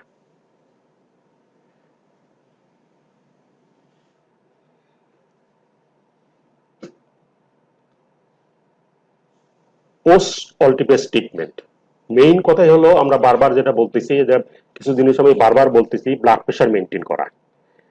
আর অ্যান্টি থ্রম্বোটিক 24 ঘন্টার মধ্যে অ্যান্টি থ্রম্বোটিকটা আনসার্টেন, এটা না দেওয়াই মনে হয় ভালো। আমরা অ্যাসপিরিনও 24 ঘন্টার মধ্যে দেই না, 24 ঘন্টা ডিলে করি। তবে যদি আইভি অল্টিপ্লেস দিতে না পারি এবং যদি পেশেন্ট ইসকেমিক স্ট্রোক হয়, আমাদের কন্ট্রাইন্ডিকেশন আছে অথবা দেওয়ার সুযোগ নাই, সেই ক্ষেত্রে আপনার অরাল অ্যাসপিরিন দিয়ে দিতে পারেন।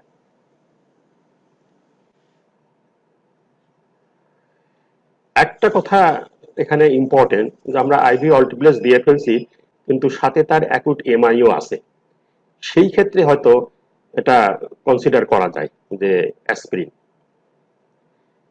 এটা হলো যে জাপানি ট্রায়ালটার রেজাল্ট, তারা দেখাইছে যে একই রকম রেজাল্ট। এখন আমরা আসি কন্ট্রাইন্ডিকেশনের মধ্যে। 0 to 3 আওয়ার্স এর মধ্যে কন্ট্রাইন্ডিকেশন, সেটা হলো এলিজিবল কিন্তু নন ডিজেবলিং, মানে কোনো ইয়া নাই, সময় মতোই সে আসছে, তার এনআরসি স্কোর 0 to 5, কিন্তু স্ট্রোকটা এমন যে তাকে কোনো ডিজেবল করতেছে না। এই ক্ষেত্রে বলতেছে না দিতে, যেটা গত যে 2018 সালে যে গাইডলাইন এখানেও দিতে বলতো। এখন এটা বলতেছে মাইল্ড স্ট্রোক কিন্তু কোনো ডিজেবল করে নাই, তাকে দিতে হবে না।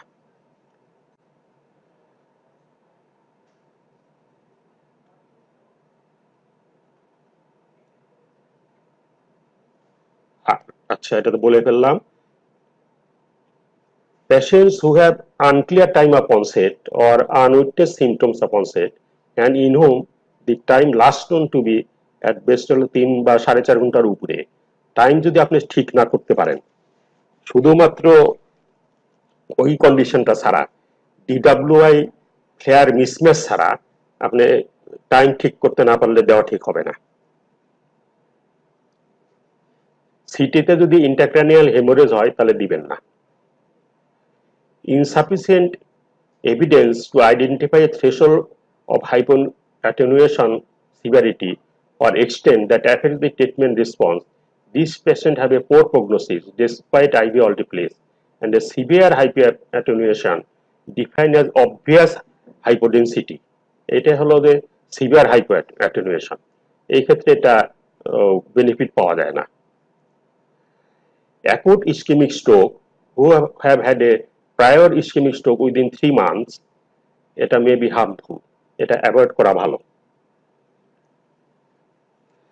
Severe head trauma within 3 month, এটা আইভি অল্টিপ্লেজ হেড ট্রমা হলে কন্ট্রাইন্ডিকেটেড। অ্যাকুট হেড ট্রমা, এটা দেখেন যে হেড ট্রমা হয়ে গেছে কিন্তু IV alteplase should not be administered. Intracranial intraspinal surgery within 3 months.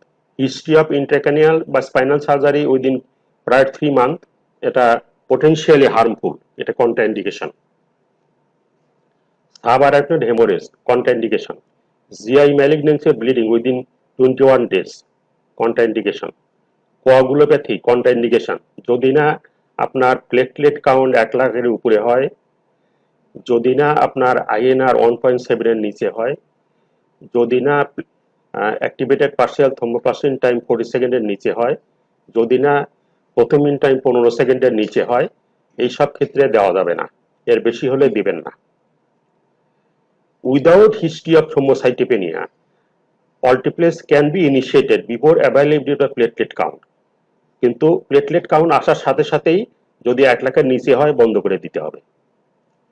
Recent use of oral anticoagulant or heparin, treatment may be initiated before the result of INR or প্রথম mean time.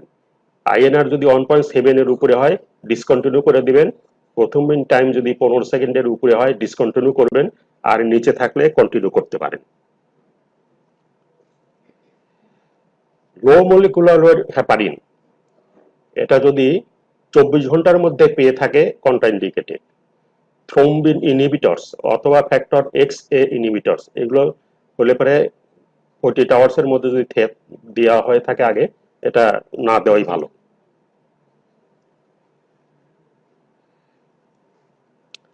Glycoprotein 2B3A receptor inhibitors, এটা দেওয়া ঠিক হবে না। Infective endocarditis, infective endocarditis আমরা দেখছি যে এটা increase risk of intracranial hemorrhage. Aortic arch dissection, potentially harmful. Intracranial neoplasm, আমরা কিন্তু বলছিলাম এক্সট্রাক্সিয়ালে কিন্তু আমরা অ্যাডিশনাল রিকমেন্ডেশন বলছিলাম, কিন্তু ইন্ট্রাক্সিয়াল মানে বুঝলেন তো, ব্রেনের মধ্যে, ব্রেন প্যারেনকাইমার মধ্যে, এটা বলে ইন্ট্রাক্সিয়াল, এটা হলে দেওয়া ঠিক হবে না। আর এক্সট্রাক্সিয়াল মানে ব্রেনের প্যারেনকাইমার বাইরে, যেমন ধরেন প্যারেনকাইমার বাইরে মেনিনজিওমা থাকে, সমস্যা নাই। কনকমিট্যান্ট অ্যাসফিক্সিম্যাব দেওয়া যাবে না। Concomitant IV aspirin should not be administered within 90 minutes after the start of IV alteplase। মানে আপনি আইভি অ্যাসপিরিন দিতে হইবে অন্য কোনো কন্ডিশনে, দিলে 90 মিনিট পরে দেন।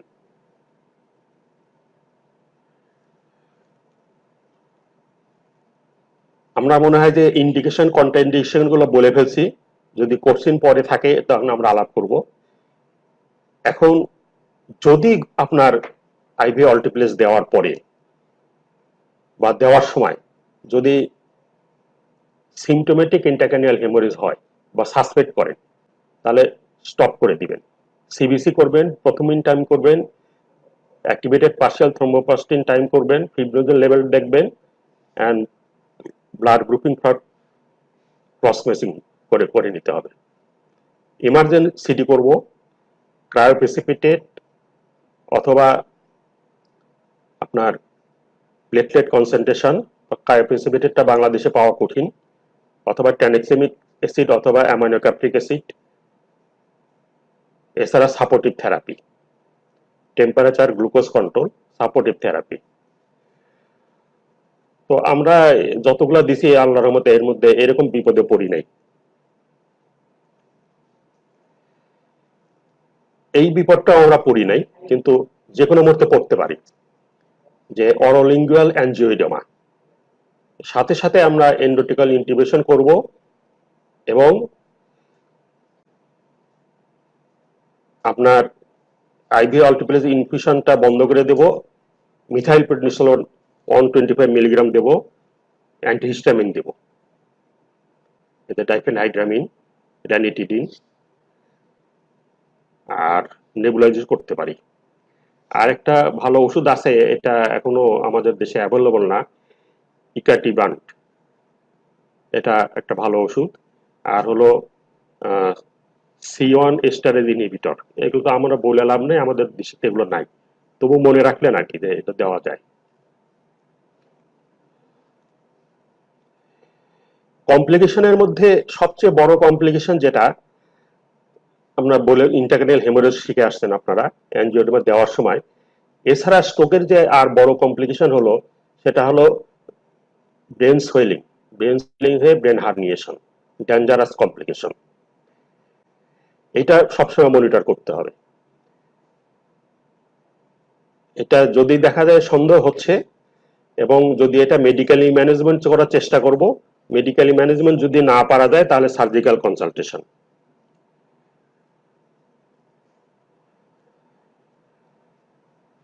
মেডিকেল ম্যানেজমেন্টের মধ্যে হলো অসমোটিক থেরাপি, সেটা হলো ধরেন ম্যানিটোল, ল্যাসিক্স, এগুলো। আর use of brief moderate hyperventilation, hypothermia আর বারবিচুরেটও দেওয়া যেতে পারে। আমরা কিন্তু কর্টিকোস্টেরয়েডও দিই, যদিও লিখছি দিও না, কারণ বিদেশে সবাই বলে দিও না, কিন্তু আমরা তো দিই, আমরা দিয়ে বেনিফিটও পাই। তারা কি জন্য দেয় না, তারা মনে হয় ইনফেকশনের ভয় পায়। এখন ধরেন আপনার ঘটনা ঘটেই গেছে, সুপ্রাটেন্টোরিয়াল হলে কি করব? Although the optimal trigger for decompressive craniectomy is unknown, it is reasonable to use a decreased level in consciousness attributable to brain swelling as selection criteria. In patients less than 60 years of age who deteriorate neurologically within 48 hours from brain swelling associated with unilateral MCA infarction, despite medical therapy, decompressive craniectomy with dural expansion is reasonable. Cerebellar infarction, cerebellar infarction হলে পারে ওই একই কথা, যদি ডিটেরিওরেট করতে থাকে তাহলে decompression করতে হবে। এখন এটা 2 স্টেপেও করতে পারেন অথবা 1 স্টেপেও করতে পারেন। প্রথমে আপনি ভেন্ট্রিকুলোস্টমি করে নিলেন, নিয়ে প্রেশারটা কমায় ফেললেন, তারপরে আপনি এটা করলেন। এটা সার্জনের উপরে ছেড়ে দিলেই ভালো, সার্জন যেটা মনে করে, যে আগে সে ক্র্যানিয়েক্টমি করবে না আগে ভেন্ট্রিকুলোস্টমি করবে, না একই সেটিং এ দুইটাই করবে। নেক্সট যে ইম্পর্টেন্ট রিপারকুশন থেরাপি সেটা হলো মেকানিক্যাল থ্রোম্বেক্টমি। তার মানে ওই যে থ্রোম্বাসটা যে ডেভেলপ করছিল, এই থ্রোম্বাসকে বিভিন্নভাবে বের করে আনা যায়। বিভিন্ন ডিভাইস আছে, অথবা অ্যাসপিরেশন করে বের করা যায়। এটা আমরা কাদের করব? Concomitant with IV alteplase, patients eligible for IV alteplase should receive IV alteplase even if mechanical thrombectomy is being considered.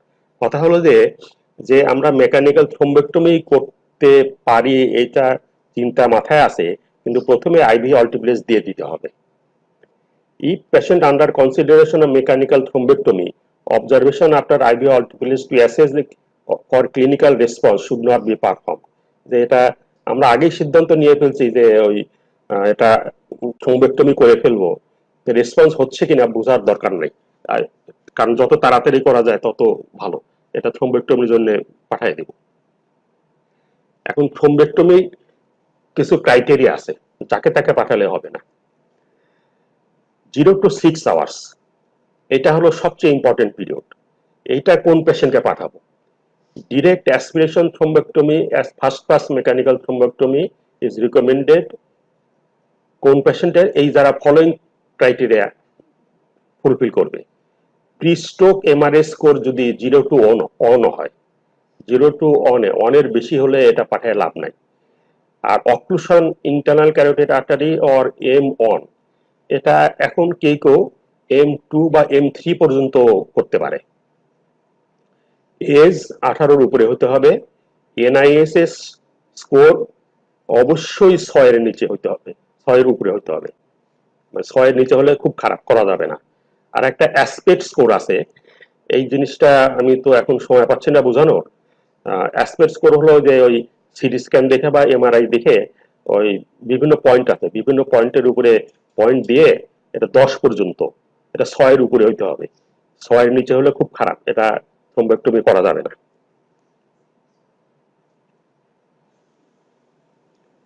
Although the benefit is uncertain, the use of mechanical thrombectomy with stent retriever may be reasonable for carefully selected patients in whom the treatment can be initiated within 6 hours and who have occlusive causative occlusion MCA of M2 or M3.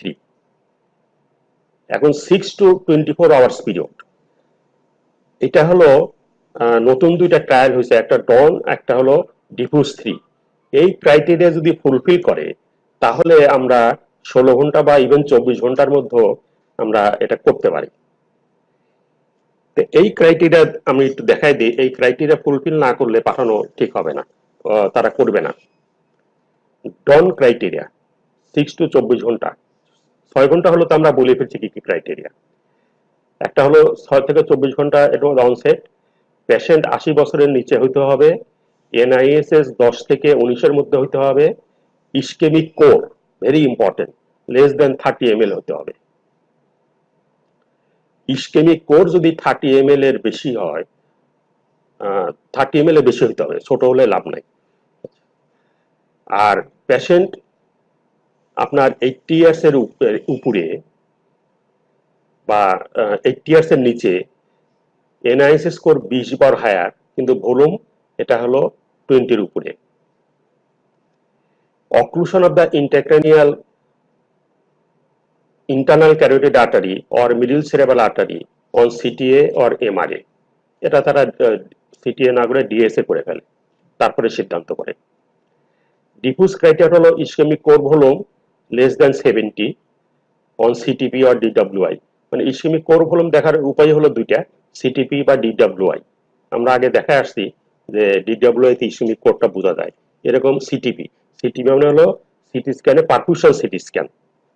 Perfusion CT scan বোঝার একটু সমস্যা আছে, এটা তো এইটা আলাপ করতে পারবো না। আপনি খালি মনে রাখেন যে পারফিউশন সিটি স্ক্যান করেও স্কোর বোঝা যায়।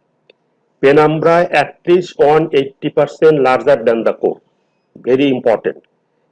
যে কোর আর পেনাম্ব্রা কাছাকাছি আমরা পাঠিয়ে দিলাম ইয়ের জন্য থ্রম্বোক্টমির জন্য, তাহলে ওরা করবে না। কমপক্ষে আপনার 180% লার্জার দ্যান দ্য কোর হইতে হবে, আর পেনাম্ব্রা অ্যাটলিস্ট 15 ml অথবা তার লার্জার বেশি হইতে হবে। আর ওটা তো অক্লুশন ICMC ছিলই। তাহলে এই ক্রাইটেরিয়া ফুলফিল করলে তাহলে আমরা থ্রম্বোক্টমিতে পাঠাতে পারি। এখন থ্রম্বোক্টমি তো আমরা বলছি যে ওই M2 পর্যন্ত, এখন যদি দেখা যায় যে 2 জায়গায় লাগবে থ্রম্বোক্টমি, এটা বলে ট্যান্ডেম অক্লুশন, এক্সট্রাক্রানিয়ালও আছে ইন্ট্রাক্রানিয়ালও আছে। এটা এক্সপার্ট হ্যান্ডে এটা সম্ভব, এটা পারবে তারা। যদি এরকম এক্সপার্ট হ্যান্ড থাকে তাহলে সেই ক্ষেত্রে আমরা পাঠাতে পারি, কিন্তু ওই ক্রাইটেরিয়া গুলো ফুলফিল করতে হবে যেটা আমরা আগে বলে আসছি। আর এই ক্ষেত্রেও ব্লাড প্রেশারের ব্যাপারটা অবশ্যই ইম্পর্টেন্ট, যেটা আমরা ইসকেমিক স্ট্রোকের বেলায় RTP এর বেলায় বলে আসছি। এটাও এই 180-105 এর নিচে হতে পারে, 10 ছিল এটা 5, এর নিচে না হলে থ্রম্বোক্টমি করা যাবে না। আর এটা আদার পদ্ধতির মধ্যে ওই ইন্ট্রাআর্টেরিয়াল ফিব্রিনোলাইসিস, আগে এটা বলা হতো, এখন বলা হচ্ছে যে ইন্ট্রাআর্টেরিয়াল ফিব্রিনোলাইসিসটা কনসিকুয়েন্স আননোন। মানে সোজা কথা যে এটা কিছু না, সরাসরি ওই থ্রম্বাসের মধ্যে ঢুকে ওখানে অল্টিপ্লেস লো ডোজ দিয়ে দিলেন, দিলে থ্রম্বাসটা গলে গেল, তারপরে আপনি বের হয়ে চলে আসলেন। এই পদ্ধতি এখন বলতেছে না, এটা কনসিকুয়েন্স আনসার্টেন, আগে এটা অ্যাডভোকেট করা হতো। টেকনিক গুলো মনে হয় আমাদের বলে খুব একটা বেনিফিট নাই। টেকনিকটার মধ্যে শুধু টার্গেটটা আমি বলি, তাদের একটা থ্রম্বোলাইসিসের একটা টার্গেট আছে, MTICI গ্রেড 2B3, এটা অ্যাঞ্জিওগ্রাফিক একটা ক্রাইটেরিয়া, ওই তাদের টার্গেট এইটা ফুলফিল করতে হবে।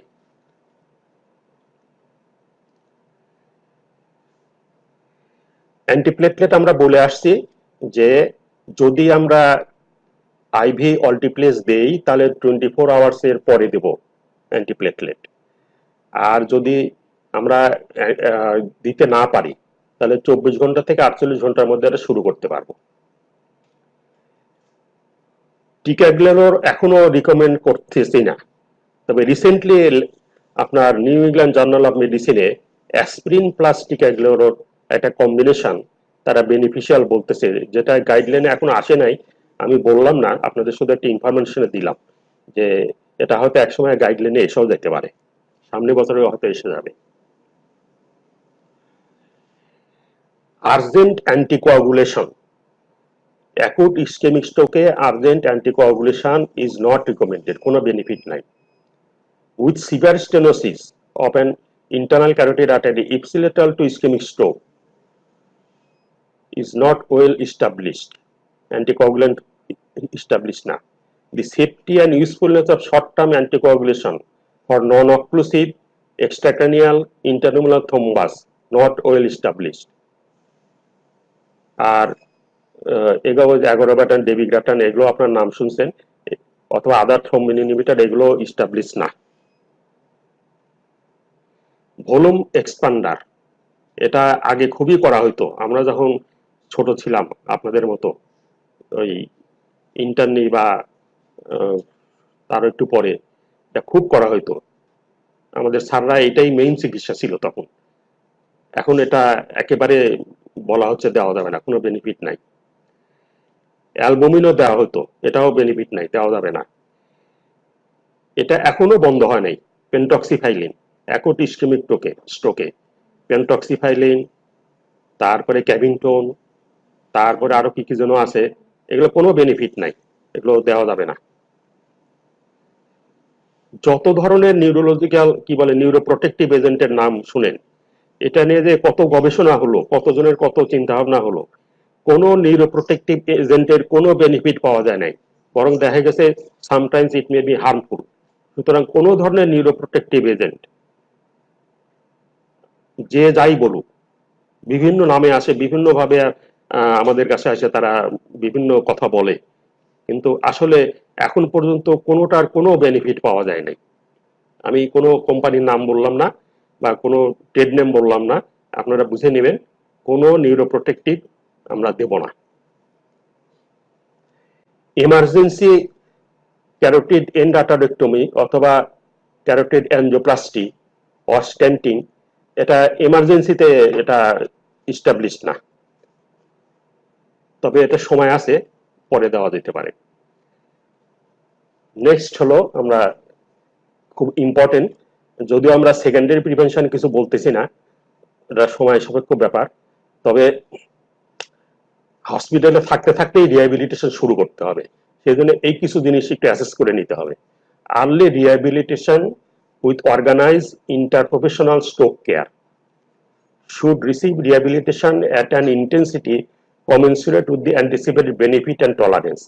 রোগী যত টলারেট করতে পারে সেই মানে ইন্টেন্সিটিটা সেরকম হতে হবে। Formal assessment of activities of daily living and instrumental activities of daily living, communication abilities and functional mobility before discharge, and the findings be incorporated into a care transition and discharge planning process. Discharge planning process এ আমরা শুধু লিখে দিই physiotherapy করাবেন, কিন্তু কি ধরনের physiotherapy, কতটুকু কি ডিটেইল লিখতে হবে। এই জন্য একজন ফিজিক্যাল মেডিসিন স্পেশালিস্ট দেখায় তার একটা গাইডলাইন নিয়ে সেই হিসাবে আপনার ডিসচার্জ প্ল্যানিং এ থাকা উচিত। আর আগে ফ্লুয়েক্সেটিন বা আদার এসএসআরআই দেওয়া হতো যে মোটর রিকভারির জন্য, যে ইমপ্রুভ করবে, এটা কোনো বেনিফিট নাই। High dose very early mobilisation within 24 hours of stroke onset should not be performed because it can reduce the odds of a favorable outcome at 3 months. একেবারে 24 ঘন্টার মধ্যে আমরা আগেও বলে আসছি যে কোনো ফিজিওথেরাপি হাই ডোজ বিশেষ করে শুরু করি না, জাস্ট আপনি প্যাসিভ রেঞ্জ অফ মোশন করতে পারেন। থ্যাংক ইউ সো মাচ, সবাইকে ধন্যবাদ আমাকে সময় দেওয়ার জন্য।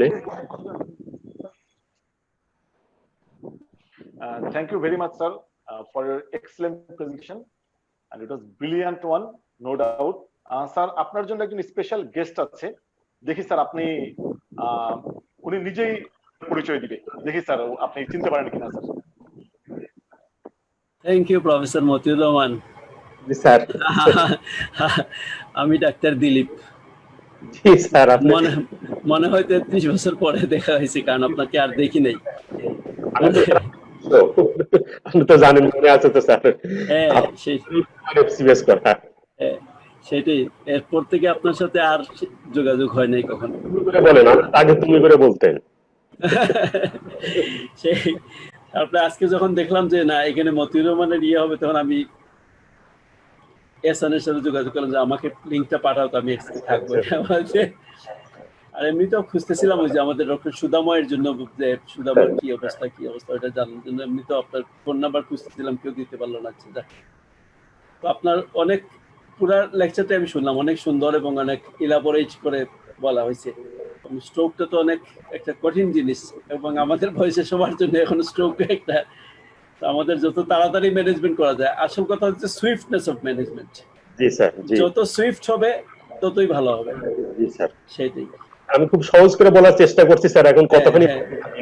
না ঠিক আছে, সেটাই মূল কথা হচ্ছে যে সুইফট হইতে হবে পেশেন্টের তরফ থেকে, হাসপাতালের তরফ থেকে, ডাক্তারের তরফ থেকে, সবাই যদি আমরা সুইফট হই তাহলে অনেক কিছুই তাহলে সম্ভব স্যার, তাহলে অনেক কিছু ইমপ্রুভ করা সম্ভব।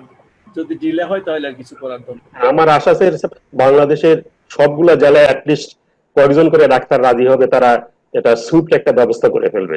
এটা স্যার সম্ভব, এটা সম্ভব, এটা খুব কঠিন কিছু না। কারণ আমরা তো ওইরকম কোনো কস্টলি চিকিৎসা কিছু করার মতো আমাদের কিছু নাই। কস্টলি চিকিৎসা করবো, আইসিইউ যদি লাগে সেটা হলো অন্য ব্যাপার, কিন্তু সবসময় তো আর আইসিইউ লাগবে না। জি লাগবে না স্যার। জি কাজে থ্যাংক ইউ, আপনার সাথে দেখা হলো, আপনার লেকচার শুনলাম, অনেক ভালো লাগলো এবং অনেক ধন্যবাদ আপনাকে। ধন্যবাদ ডক্টর এহসানকে, তারপরে বিডি ফিজিশিয়ানকে, আপনার সাথে যোগাযোগ করাই দিচ্ছে। থ্যাংক ইউ, ভালো থাকেন স্যার, দোয়া করেন sir. Professor Dilip Kumar sir. Sir এখন অনেক কোশ্চেন জমে আছে, আমাদের দুইজন স্যার আপনাকে আপনার খুব প্রিয় পাত্র, প্রিয় ভাজন দুইজন স্যার লাইভ কোশ্চেন করবে। প্রথমে লাইভ কোশ্চেন করবেন sir doctor Sajjad Haque, assistant professor medicine, Sylhet M A জোসমান মেডিকেল কলেজ। আচ্ছা ঠিক আছে সাজ্জাদ। স্যার আসসালামু আলাইকুম। ওয়ালাইকুম আসসালাম। স্যার কেমন আছেন? আছি, ভালো আছি। কেমন আছেন বলেন? জি স্যার আমি ভালো আছি স্যার। বল। আচ্ছা স্যারকে কিছু বলার আগে এই প্রোগ্রামটা যারা দেখছেন তাদেরকে একটা ইনফরমেশন দিয়ে দেওয়া ভালো যে এই প্রফেসর মতিউর রহমান স্যার এবং নিউরোলজি ইউনিটের তত্ত্বাবধানে এই সিলেট বিভাগ এবং আমার মনে হয় বাংলাদেশে খুব কম এরকম ইনস্টিটিউটই আছে মাউন্ট এডারা হসপিটালে নিউরোলজি একটা stroke unit which is very very efficiently functioning and executing their activities. এটা যারা জানেন না তারা জেনে নেবেন যেখানে ইমিডিয়েট থ্রোম্বোলাইটিক থেকে শুরু করে স্ট্রোকের সব ধরনের চিকিৎসা এত সুনিপুণভাবে করা হয়। ইতিমধ্যেই এটি বাংলাদেশের সর্বমহলে প্রশংসিত হয়েছে। এটা মনে হয় এই নিউজটা সবার জানা উচিত যে as early as possible stroke detection হওয়ার সঙ্গে সঙ্গে যদি কেউ এখানে আসে, এখানে এমন একটা সুদক্ষ টিম এবং এই প্রফেসর মতিউর রহমান স্যারের মতো লোকজন আছেন যারা খুব এফিশিয়েন্টলি এই প্রাইম ম্যানেজমেন্টটা করে দিতে পারবেন, যেটা হয়তো অনেক জায়গাতেই পসিবল না স্টিল নাও। স্যার যেটা বারবার বলার চেষ্টা করতেছেন যে সব ডিস্ট্রিক্টে অথবা বিভাগীয় শহরগুলোতে অথবা একটা ভালো কোনো হসপিটাল গুলাতে যেন এটা সব জায়গাতে এস্টাবলিশড হয়। I don't know in part time এটা কতটুকু feasible হবে, but still it is ongoing in Sylhet in Mount Edara Hospital. So স্যারের জন্য শুভকামনা এবং টিমের জন্য শুভকামনা, এবং বিশেষ বিশেষ কারণে আমাদেরকেও মাঝে মাঝে যেতে হয়, আমরা তাদের অ্যাক্টিভিটি গুলা দেখি and we are really a kind of you sir. প্রশ্ন স্যার দুটো, এটা তো এখন সবাই আমরা জানি যে কোভিড এরা চলছে, সুতরাং এই কোভিড রিলেটেডই প্রশ্নটা স্যার। আমি নিজে ইনফ্যাক্ট শামসুদ্দিন হসপিটালে একটা দুইটা তিনটা পেশেন্ট পাইছি স্যার যারা acute ischemic stroke with covid, এবং বিভিন্ন লিটারেচারেও এটা দেখা গেছে যে 5% কেসে ইসকেমিক স্ট্রোকের একটা tendency in a Covid patient এটা দেখা যাচ্ছে আর কি স্যার। সো যেহেতু কোভিড একটা ভাস্কুলোপ্যাথি, একটা এন্ডোথেলিয়াল ইনজুরির মাধ্যমে করে, so it may be involve the intracranial vessels and leads to stroke. সেক্ষেত্রে যে পেশেন্ট অলরেডি কোভিড এবং অ্যাকিউট ইসকেমিক স্ট্রোক, আমরা ট্রেডিশনাল কোভিড যে চিকিৎসাগুলো করি সেক্ষেত্রে কোনো মডিফিকেশন আনবো কিনা, স্পেশালি কর্টিকোস্টেরয়েড যাদের ক্ষেত্রে দিচ্ছি অথবা অ্যান্টিকোয়াগুলেন্ট লো মলিকুলার হেপারিন যাদেরকে দিচ্ছি, এখানে কোনো মডিফিকেশন আনবো কিনা স্যার? এটা উত্তরটা শুনে আমি নেক্সট কোয়েশ্চেনটা করতে যাচ্ছি স্যার। আচ্ছা, এটা খুবই একটা জরুরি কোশ্চেন করছেন, কারণ এই মুহূর্তে এটা বিরাট একটা সমস্যা। তবে এখন পর্যন্ত আমরা দেখতেছি স্ট্রোক আছে, তবে আপনার চিকিৎসার মডিফিকেশন কোনো প্রয়োজন নাই, কারণ আপনার তো দিচ্ছেনই, লো মলিকুলার হেপারিন দিচ্ছেনই। তবে অ্যাসপিরিন দেওয়া যাবে কি যাবে না এই ব্যাপারে এখন পর্যন্ত বৈজ্ঞানিকেরা কোনো সিদ্ধান্ত নিতে পারে নাই। সুতরাং আপনারা যে চিকিৎসা দিচ্ছেন কোভিড অ্যান্ড প্লাস স্ট্রোক, ওই শুধু কোভিডের চিকিৎসায় যথেষ্ট, নতুন করে স্ট্রোকের আলাদা কোনো চিকিৎসা দিতে হবে না। কর্টিকোস্টেরয়েড দিতে কি স্যার কোনো সমস্যা আছে? না, কোনো সমস্যা নাই। আচ্ছা, আপনার যে ইন্ডিকেশন আছে, যে ইন্ডিকেশনে দেন, এখানে কোনো সমস্যা হবে না ইনশাআল্লাহ। আচ্ছা স্যার, নেক্সট কোশ্চেনটা যেটা স্যার, এটা আপনার লেকচার থেকেই কোশ্চেনটা আসছে স্যার। একটা স্লাইডে স্যার দেখাইছেন রিকারেন্ট স্ট্রোকের ক্ষেত্রে থ্রোম্বোলাইটিক কন্ট্রাইন্ডিকেটেড অথবা দরকার নেই এরকম একটা কথা বলছেন স্যার। এটা কেন স্যার? এটা আমরা দিব না কেন? এবং লেট স্ট্রোক যেগুলা লেট প্রেজেন্টেশন সেই ক্ষেত্রেও দিতে না করছেন, এটা কি কন্ট্রাইন্ডিকেশন হিসেবে না করছেন নাকি কোনো বেনিফিট পাওয়া যাবে না স্যার? না, এটা আপনার যদি টাইম আপনি ঠিক বুঝতে না পারেন, 4.5 আওয়ার্স এরপরে দেখা যাচ্ছে তারা অনেকগুলো ট্রায়াল দিচ্ছে, মানে 3 ঘন্টা, 4.5 ঘন্টা, 6 ঘন্টা, 9 ঘন্টা।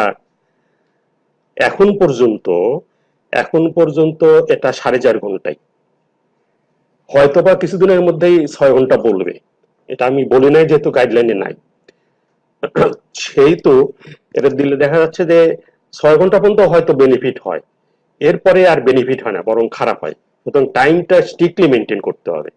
আমরা এখন পর্যন্ত 4.5 ঘন্টার উপরে 1 মিনিটও যাব না। এটা আরেকটা যেটা বলছিলেন সেটা হলো রিকারেন্ট স্ট্রোক, এটাও একটু রিলেটিভ বিষয়। যদি মনে করেন যে এই ফার্স্ট স্ট্রোক, এই কয়েক মাস আগে হয়েছে, আপনি দিবেন না।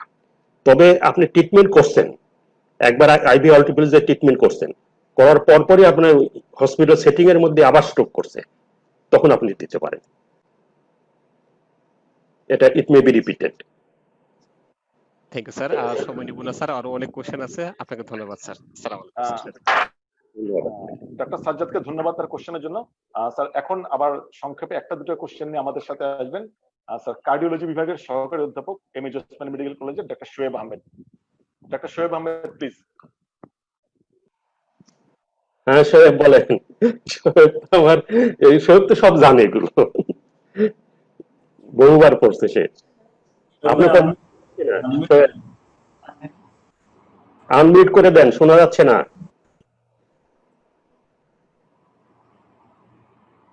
স্যার ধন্যবাদ বিডিভিশনকে স্যার। আর আসলে স্যার আমার এফসিপিএস কোর্সের সময় স্যার আমার অনেকবারই সুযোগ হয়েছিল স্যার আপনার এই যে মূল্যবান এটা শোনার জন্য স্যার।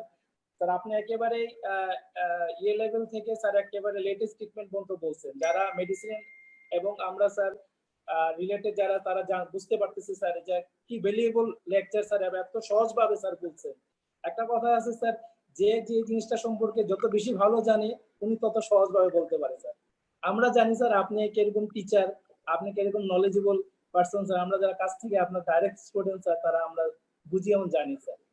স্যার আমার কয়েকটা রিলেটেড কোয়েশ্চেন ছিল, মানে স্যার আপনি বলছেনই, আমি জাস্ট যারা স্যার এই স্ট্রোকটা একেবারে উপজেলা লেভেল থেকেও ম্যানেজমেন্ট হয় স্যার, একটা স্ট্রোক সেন্টারও ম্যানেজমেন্ট হয়, কয়েকটা ভুল এই জিনিসটা ম্যানেজমেন্ট হয় স্যার। আপনি বলছেন আমরা যারা জানি ধরতে পারছি ফ্লুইড ম্যানেজমেন্ট এবং স্যার গ্লুকোজ ম্যানেজমেন্টটা স্যার ওরা খুব ইয়ে করে স্যার। আপনারা আবার যদি উল্লেখ করেন স্যার, এটা খুব ভালো, এটা খুবই ইম্পর্টেন্ট স্যার।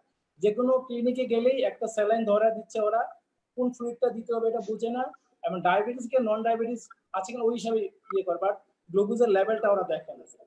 দ্বিতীয় হচ্ছে স্যার অনেকেই সিটি স্ক্যান কখন করতে হবে বা এমআরআই কখন করতে হবে ওইটাও বুঝে না, কোনটা আগে করতে হবে, একটা ওনাদের সিদ্ধান্ত অনুযায়ী করে ফেলে স্যার। ঠিক আছে স্যার, আমি কার্ডিওলজি রিলেটেড যেটা কোয়েশ্চেন স্যার করতে চাচ্ছি স্যার, আপনি এটিপ্লেস বলছেন স্যার, টেনেক্টিপ্লেসও কিন্তু স্যার আমরা থ্রম্বোলাইটিক হিসাবে দিচ্ছি স্যার। একই সময়ে যারা এমআইও দেখাচ্ছে অনেক পেশেন্ট ইসকেমিক স্ট্রোকও নিয়ে আসে স্যার। সেই ক্ষেত্রে আপনি বলছেন স্যার আপনি এখান থেকে সুপিরিয়রও না ইনফিরিয়রও না স্যার টেনেক্টিপ্লেস এটিপ্লেসের ক্ষেত্রে। সেই ক্ষেত্রে যদি যার অ্যাকুট এমআই আছে স্যার, সাথে অ্যাকুট ইসকেমিক স্ট্রোক আছে, সেই ক্ষেত্রে কি স্যার টেনেক্টিপ্লেস কি স্যার কি দেওয়াটা ভালো হবে কি স্যার এটিপ্লেস থেকে না দিয়ে, যেহেতু 10 মিনিটে দেওয়া যাচ্ছে, দুইটাই কভার করতেছে স্যার এটা। আর আরেকটা হচ্ছে স্যার ইন জেনারেল যারা দেখা যায় যে ইসকেমিক স্ট্রোকের পেশেন্টরা দেখা যায় যে আইসিইউতে স্যার ম্যানেজমেন্ট হয়, সাথে এমআই থাকে, আগে বা পরে আমাদেরকে স্যার কল দেওয়া হয় কার্ডিওলজিস্টদের। আমরা যাওয়ার পরে যেটা দেখতে হবে ইনভেরিয়েবলি স্যার ওরা ডুয়েল অ্যান্টিপ্লেট পাচ্ছেন স্যার, অ্যাসপিরিন সাথে কোপিডোগ্রাল পাচ্ছেন। ওই মুহূর্তে ইসকেমিক স্ট্রোক যাদের হচ্ছে সেটাতে হোল্ড করতে হবে কিনা বা কিভাবে হোল্ড করতে হবে স্যার, ডুয়াল অ্যান্টিপ্লেট বা সিঙ্গেল অ্যান্টিপ্লেট চলবে কিনা, বা রিস্টার্ট করলে কখন করতে হবে, এটা অনেকের কাছে স্যার নলেজ গ্যাপটা আছে স্যার। ইঞ্জিনিয়ার যারা আছে স্যার আপনি এই ব্যাপারে যদি বলেন। আর থার্ডলি স্যার লাস্ট যেটা বলতে চাচ্ছি, সাজ্জাদ বলে বলছে এখানে নজরুল ভাইও আছেন স্যার, উনিও একজন রিনাউন্ড নিউরোলজি সিলেটে স্যার। আপনারা স্যার একটা সিলেটে স্ট্রোক সেন্টার করছেন, সেটা সিলেটদের জন্য বা সিলেট বিভাগের জন্য খুবই ইম্পর্টেন্ট স্যার। কিন্তু স্যার যে এই যে এটিপ্লেসটা স্যার টাইম ডিউরেশনটা খুবই ইম্পর্টেন্ট স্যার। আপনারা স্যার এই স্ট্রোক সেন্টার থেকে আমার একটা স্যার সাজেশন থাকবে, বিদেশে স্যার প্যারামেডিক্সরা আছে স্যার, ইমার্জেন্সি অ্যাম্বুলেন্স সিস্টেম থাকে, আপনারা যদি হটলাইন করে দেন স্যার, ওখানে প্যারামেডিক্স বা ইয়ে থাকে, হটলাইনে কথা বলার পর অনেক পেশেন্ট স্যার ওই টাইম ডিউরেশনের জন্য বা আসা যাওয়া কিভাবে আসবে জানে না, হটলাইনে আসার পরে স্যার অ্যাম্বুলেন্স সার্ভিস যদি থাকে শুধু ওই স্ট্রোক সেন্টারের জন্য, অনেক পেশেন্ট স্যার টাইমলি আসলে স্যার, এবং আপনারা যেভাবে স্যার ইভালুয়েট করেন এটিপ্লেস পেয়ে স্যার অনেক বেনিফিট পাইতে পারে। আপনি বলছেন স্যার 3 জনের মধ্যে একজন বেনিফিটেড হয়, এটা টাইমলি যদি স্যার এটিপ্লেস দিতে পারে। শুধু স্যার স্ট্রোক সেন্টারেরটা যদি নজরুল ভাই আছেন, আপনারাও যদি স্যার শোয়েব ভাই এখন স্যার বলুন ভাই, অনেক কোশ্চেন হয়ে গেছে, বাট স্যার আনসার করতে পারতেছেন।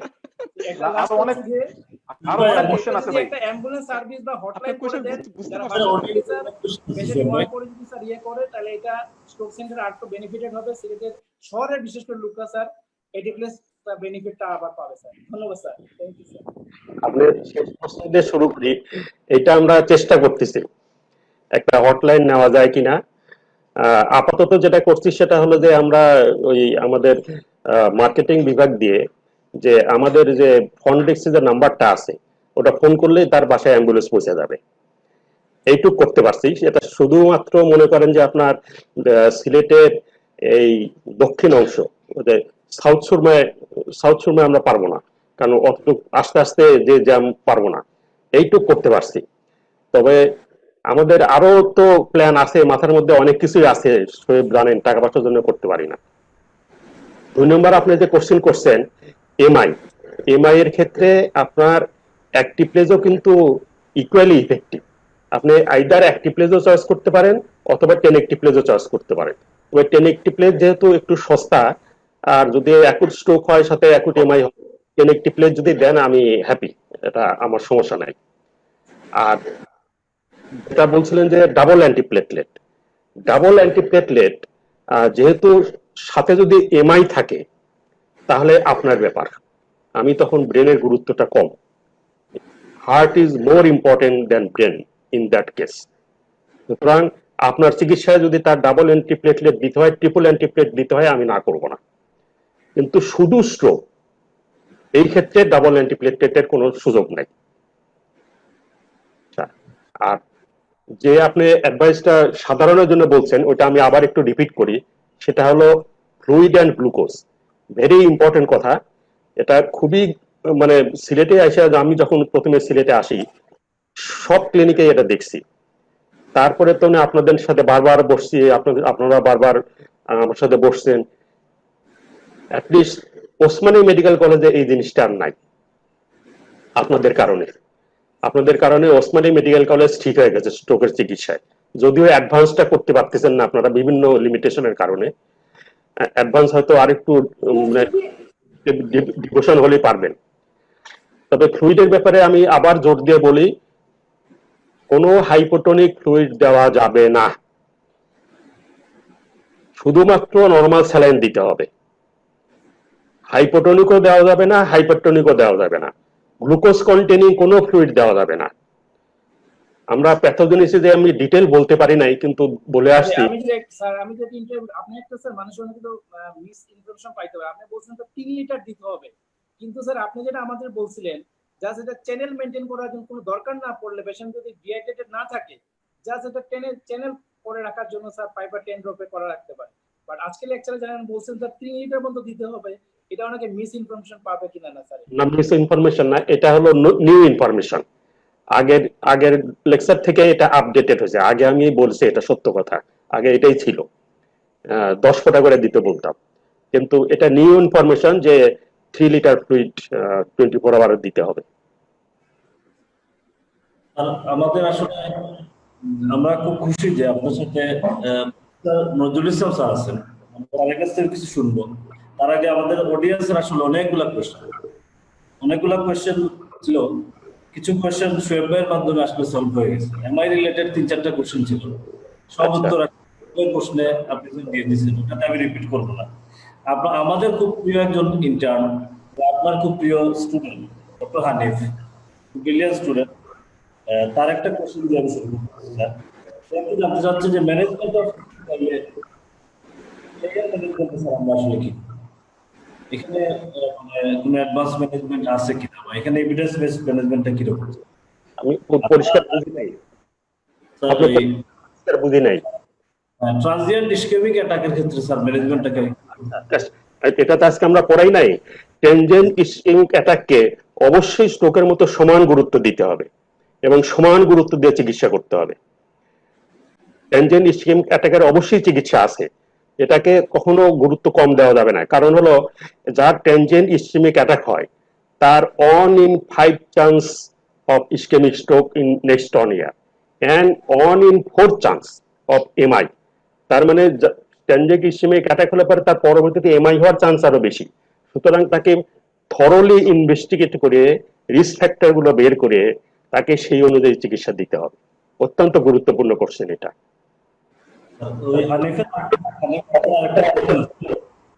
how to differentiate cerebral saltoastics in case of stroke? বুঝতে পারি নাই। সেরিব্রাল সল্ট ওয়াস্টিং আর সিয়াদের difference in case of stroke. বুঝতে পারছেন?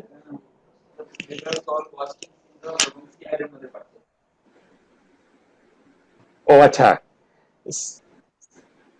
এটা সেরেব্রাল সল্ট ওয়েস্টিং তো বুঝেই ফেললেন, সিয়ার তো অন্যান্য কারণে হতে পারে। সেরেব্রাল সল্ট ওয়েস্টিং তো শুধুমাত্র insult to the brain, insult to the brain হলে পারে তাহলে আপনার সিয়ারও ডেভেলপ করে অবশ্য, কিন্তু ব্রেন ডিরাইভ নাইট্রিডিউক্টিভ ফ্যাক্টর এটার থেকে হাইপোনাইট্রিমিয়া করে। আর জানতে চাচ্ছিল যে স্যার ক্লিনিক্যাল ডিফারেন্স কিভাবে করবেন?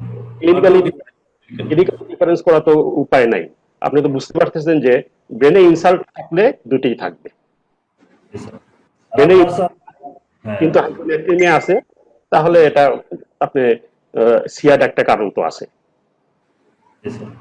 তাহলে কোনটা ধরে সে আগানো উচিত স্যার? কোনটা most common? which one is the most common? আমরা এই মুহূর্তে শুধুমাত্র আমরা সোডিয়ামটা কারেকশন করব। সোডিয়াম কারেকশন করার পরে যদি দেখা যাচ্ছে যে এটা কারেক্টেড হয়ে গেল, তাহলে তো আপনি বুঝলেন যে এটা সেরেব্রাল সল্ট ওয়েস্টিং। স্যার ওই যে আরেকটা প্রশ্ন আসছে স্যার, সেটা হচ্ছে যে অ্যাকিউট ফেজের আমরা যে স্যার উইদিন 24 আওয়ার অ্যাসপিরিন দিব স্যার, সেই অ্যাসপিরিনের ডোজ দিয়ে কোনো আপ টু ডেট ইয়ে কিরকম স্যার, ক্লিনিক্যাল এভিডেন্স কি স্যার? যদি আপনি এটা রিপারকুশন থেরাপি না করেন বা করতে পারতেছেন না, করা সম্ভব না, তাহলে হলো 24 ঘন্টা থেকে 48 ঘন্টার মধ্যে ফার্স্ট ডোজ হবে 325 মিলিগ্রাম, পরবর্তীতে 75 টু 150 মিলিগ্রাম, আপনি যেটা চয়েস করেন, ইকুয়ালি ইফেক্টিভ। আর আরেকটা ব্যাপার হচ্ছে স্যার, আমরা স্ট্রোকের ক্ষেত্রে এরকম দুইটা প্রশ্ন আসছে স্যার, যে ডিউরিং স্ট্রোক দুইটা ব্যাপার পেশেন্টে আমরা দেখি স্যার, একটা হচ্ছে অ্যাগ্রেসিভ বিহেভিয়ার, আর আরেকটা হচ্ছে স্যার ইনসোমনিয়া। কিছু স্ট্রোক পেশেন্ট ইনসোমনিয়া এবং অ্যাগ্রেসিভ বিহেভিয়ার, আর একটা হচ্ছে স্যার কনভালশন। এই তিনটা স্ট্রোকের কমপ্লিকেশন, যেটা অ্যাকুট কমপ্লিকেশন, সেখানে স্যার ম্যানেজমেন্টের গাইডলাইনটা যদি স্যার আপনি বলতেন। একটা ভালো কোশ্চেন করছেন যে সিজার, স্ট্রোকের সাথে সিজার, এখানে পরিষ্কার গাইডলাইন হলো prophylactic antiseizure medication is not indicated. Prophylactic দেওয়ার কোনোই প্রয়োজন নাই। অ্যাকুট ইসকেমিক স্ট্রোকে যদি রিকারেন্ট সিজার হয়, তাহলে আপনাকে সিজারের জন্য ওষুধ দিতে হবে। এখন ওষুধটা কতদিন দিবেন এটা নিয়ে একটু মানে মতভেদ আছে। কেউ বলে 3 মাস, কেউ বলে না 6 মাস, কেউ বলে না 6 মাস বেশি হয়, কেউ বলে 3 মাস কম হয়। তো আমরা অন অ্যান এভারেজ 6 মাস দিয়ে দিই। এর পরেও যদি দেখা যায় 6 মাসের পরে অফ করার পরে যদি আবার যদি সিজার হয়, তাহলে বুঝতে হবে যে ওই স্ট্রোক থেকে গ্লায়োসিস ডেভেলপ করছে বা ওই স্ট্রোক থেকেই হচ্ছে। তখন আপনি মিলাইবেন যে যে জায়গায় স্ট্রোকটা হয়েছে এখান থেকে কি সিজার হওয়া সম্ভব কিনা, বলে তখন তো এটা সেকেন্ডারি সিজার বা সেকেন্ডারি এপিলেপসি ট্রিটমেন্টে চলে যাবে। অ্যাগ্রেসিভ বিহেভিয়ার এবং অবশ্যই হয়। আপনি জানেন তো যে কোনো অ্যাকুট কনফিউশন স্টেটে আপনার এটা ডেলিরিয়াম থাকতে পারে। আপনারা মেডিকেলে যে ডেলিরিয়াম যেভাবে ম্যানেজ করেন এই সেইভাবেই ম্যানেজ করতে হবে আর কি, এটা হতে পারে। স্যার আরেকটা প্রশ্ন ছিল, যেটা স্যার এই ডিউরিং হেমোরেজিক ট্রান্সফরমেশন, যদি আমরা স্ট্রোকে মানে প্রথমেই আমরা দেখি যে স্যার ইসকেমিক স্ট্রোকে হেমোরেজিক ট্রান্সফরমেশন আছে, সেক্ষেত্রে আমাদের থ্রম্বোলাইসিসের গাইডলাইনটা কিরকম স্যার? ক্লিয়ার গাইডলাইন কেমন স্যার? একদম ক্লিয়ার গাইডলাইন আপনি যে বলছি ওরা হয়তো খেয়াল করে নাই। সেটা হলো যে যদি আপনার হেমোরেজ থাকে, এটা যদি মাইক্রোব্লিড থাকে, অনলি ইন কেস অফ মাইক্রোব্লিড, এবং সেটা কম, তাও আবার 10টার কম হইতে হবে, এই ক্ষেত্রে আল্টিপ্লেস দেওয়া যাবে। আর কোনো হেমোরেজে আপনার আল্টিপ্লেস দেওয়া যাবে না। আর দুইটা কোশ্চেন স্যার আমি ফিজিশিয়ানস মানে পেজ থেকে। একটা হচ্ছে স্যার, যদি ডক্টর শিষ্যেন্দু প্রশ্ন করছিলেন যে NIHS স্কোরটা কিভাবে, আমার মনে হয় এটা উনি অনলাইনে পাবেন, কিন্তু আপনি যদি স্যার সিম্পলিফাইড ভাবে কিছু বলে দেন তাহলে স্যার সুবিধা হবে সবার জন্য। NIHS স্কোর এটা তো অনেক বড়, তো ইচ্ছা করে আমি এটা বলি নাই। এটা উনি চাইলে ওনার ইয়েটা ইমেইলটা আমাকে দিয়ে দিক, আমি ওনাকে মেইল করে দিয়ে দিব।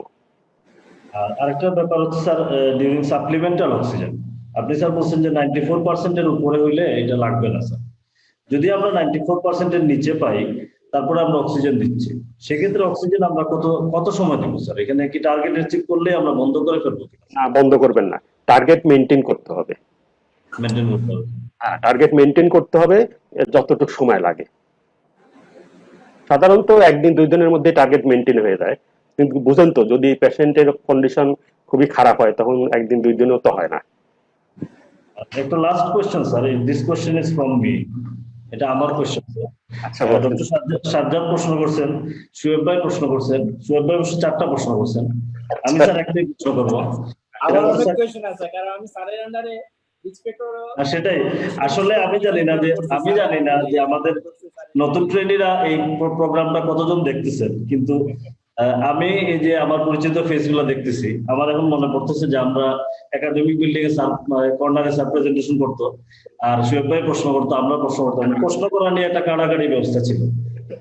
এটা আমার সেই স্মৃতিটা ফিরিয়ে আনছে। আমার কোশ্চেনটা হচ্ছে স্যার, কোয়াগুলোপ্যাথির আপনি কয়েকটা ডেফিনিট কন্ট্রাইন্ডিকেশন বলছেন স্যার ডিউরিং ইন্টারভেনশন। এই জায়গাটাতে স্যার যদি কোয়াগুলোপ্যাথিটাকে আমরা রিভার্স করে ফেলতে পারি, তাইলে কি আমরা দিতে পারবো কিনা, বা এই ধরনের কোনো ব্যাপার আছে কিনা যে স্যার রিভার্স করে নিয়ে আমরা ইয়েতে যাব, থ্রম্বোলাইসিসে যাব, নাকি এটা একদমই কন্ট্রাইন্ডিকেটেড? না, ওই যে যদি আপনি প্রথম মিন টাইম 15 সেকেন্ডের নিচে আনতে পারেন, হ্যাঁ, তারপরে আপনার এপিটিটি 40 এর নিচে আনতে পারেন, তারপরে হলো কি বলছিলাম যেন একটা platelet count sir. Platelet count পড়তেছে না, ওটা হেমোরিজমে পড়তেছে। এই হ্যাঁ, আইএনআর 1.7 এর নিচে আনতে পারেন। ইন দ্যাট কেসে যদি মনে করেন যে পেশেন্ট উইল বি বেনিফিটেড, তাহলে দিতে পারেন। কিন্তু স্যার আমি মানে আর আমাদের ইয়েতে স্যার আর প্রশ্ন নিচ্ছি না, একটা লাস্ট প্রশ্ন স্যার, এটা খুব ইন্টারেস্টিং মনে হয়েছে আমার কাছে, যদিও এটা একুইপ ম্যানেজমেন্টে জড়িত কিনা আমি জানি না sir. How to do in case of stroke chameleon sir? In case of stroke chameleon sir, মানে যেটা বলছেন যে স্ট্রোক মিমিক্স এর উল্টা যেটা স্যার, যে ভেগ প্রেজেন্টেশন নিয়ে আসবে, আসলে এটা স্ট্রোক ছিল, পরে ডায়াগনোসিস হবে যে এটা স্ট্রোক, মেলেজ নিয়ে আসতে পারে স্যার, লেথার্জি নিয়ে আসতে পারে, এই সেটিংটা স্যার স্ট্রোক চ্যামেলিয়ন। হ্যাঁ, এটা তো হতেই পারে, অন্য স্ট্রোক মনে হয়। এটা মিস করে ফেললে তো উপায় নাই, না হলে পরে তো আমরা বলছি যে মিমিক মনে হচ্ছে, আমরা অ্যাসেস করতে পারতেছি না, আমরা দিয়ে দেবো চিকিৎসাটা। আমি এই পর্যায়ে আমাদের সাথে আছেন professor doctor Mohammad Nazrul Islam sir. আমি স্যারকে আসলে ওভারঅল কিছু বলার জন্য এবং মতিউর রহমান স্যারের প্রেজেন্টেশন নিয়ে কমান্ড করার জন্য আমি একটু অনুরোধ করছি। ওখান থেকে বলতে হবে। স্যার আনমিউট করে দেন স্যার।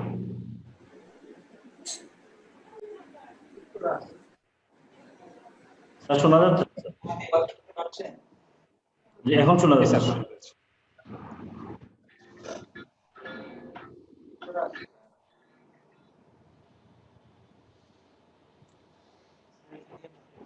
এটা দিয়ে বলেন, এটা দিয়ে বললে সুবিধা। আমি হচ্ছে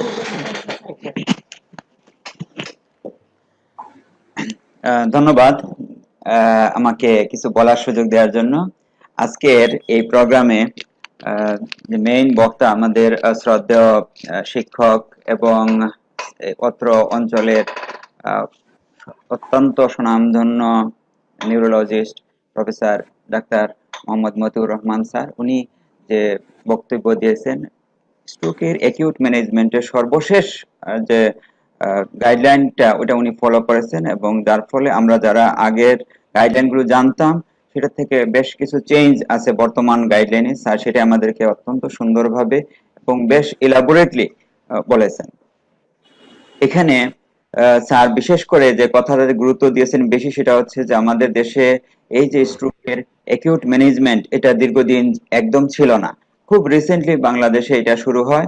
এই স্ট্রোকের ম্যানেজমেন্টটা শুরু করে বাংলাদেশে প্রথমে চেষ্টা করে ঢাকার অ্যাপোলো হসপিটাল, এবং তারা আসলে সাকসেসফুলি করতে পারেনি যে কোনো কারণেই হোক। এরপরে ঢাকাতে সিএমএইচ এ এটা শুরু হয়, তারা শুরু করে আমাদের মাউন্ট এডুরো হসপিটালে শুরু হওয়ার প্রায় 1 বছর আগে থেকে। ঢাকাতে অন্যান্য দুই একটি প্রতিষ্ঠানে এটা চেষ্টা হয়, কিন্তু তারা সাকসেসফুলি করতে পারেনি। আমাদের শুরু হওয়ার বেশ কিছুদিন পর থেকে ঢাকাতে ন্যাশনাল ইনস্টিটিউট অফ নিউরোসায়েন্স এই ট্রিটমেন্টটা শুরু করে। কিন্তু আমরা দেখেছি যে আমাদের পাশের দেশ ইন্ডিয়াতে তার প্রায় 25 বছর আগে থেকে এই ট্রিটমেন্টটা শুরু হয়, কিন্তু আমরা এতদিন পিছনে ছিলাম, যার ফলে আমাদের লোকজন সঠিক চিকিৎসাটা পায়নি, যার ফলে আমাদের দেশে এই ট্রিটমেন্টটা এখনো জনপ্রিয় হয়ে ওঠেনি, অর্থাৎ জনগণ সচেতন হননি এই ট্রিটমেন্টটা নেওয়ার ক্ষেত্রে।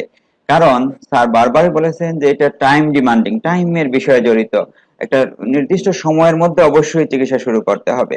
সেই নির্দিষ্ট সময়ের মধ্যে ট্রিটমেন্ট শুরু করতে হলে যেমন জনসাধারণকে সচেতন হতে হবে, এট দ্য সেম টাইম আমাদের ডক্টরদের সচেতন হতে হবে।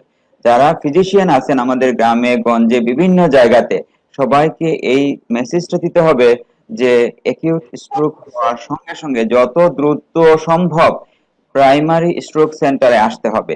প্রাইমারি স্ট্রোক সেন্টার ওই সকল সেন্টারকে বলা হয় যেখানে মিনিমাম থ্রম্বোলাইটিক থেরাপিটা দেওয়া যায়, যেখানে সঙ্গে মেকানিক্যাল থ্রম্বেক্টমি করা যায়, সেটাকে আমরা সাধারণত সেকেন্ডারি স্ট্রোক সেন্টার বলি। তো আমাদের এখনো আমাদের সিলেটে যেটা আছে মাউন্টেড হসপিটাল, সেটা হচ্ছে প্রাইমারি স্ট্রোক সেন্টার। আমরা এখনো মেকানিক্যাল থ্রম্বেক্টমি এই সেন্টারে করতে পারতেছি না।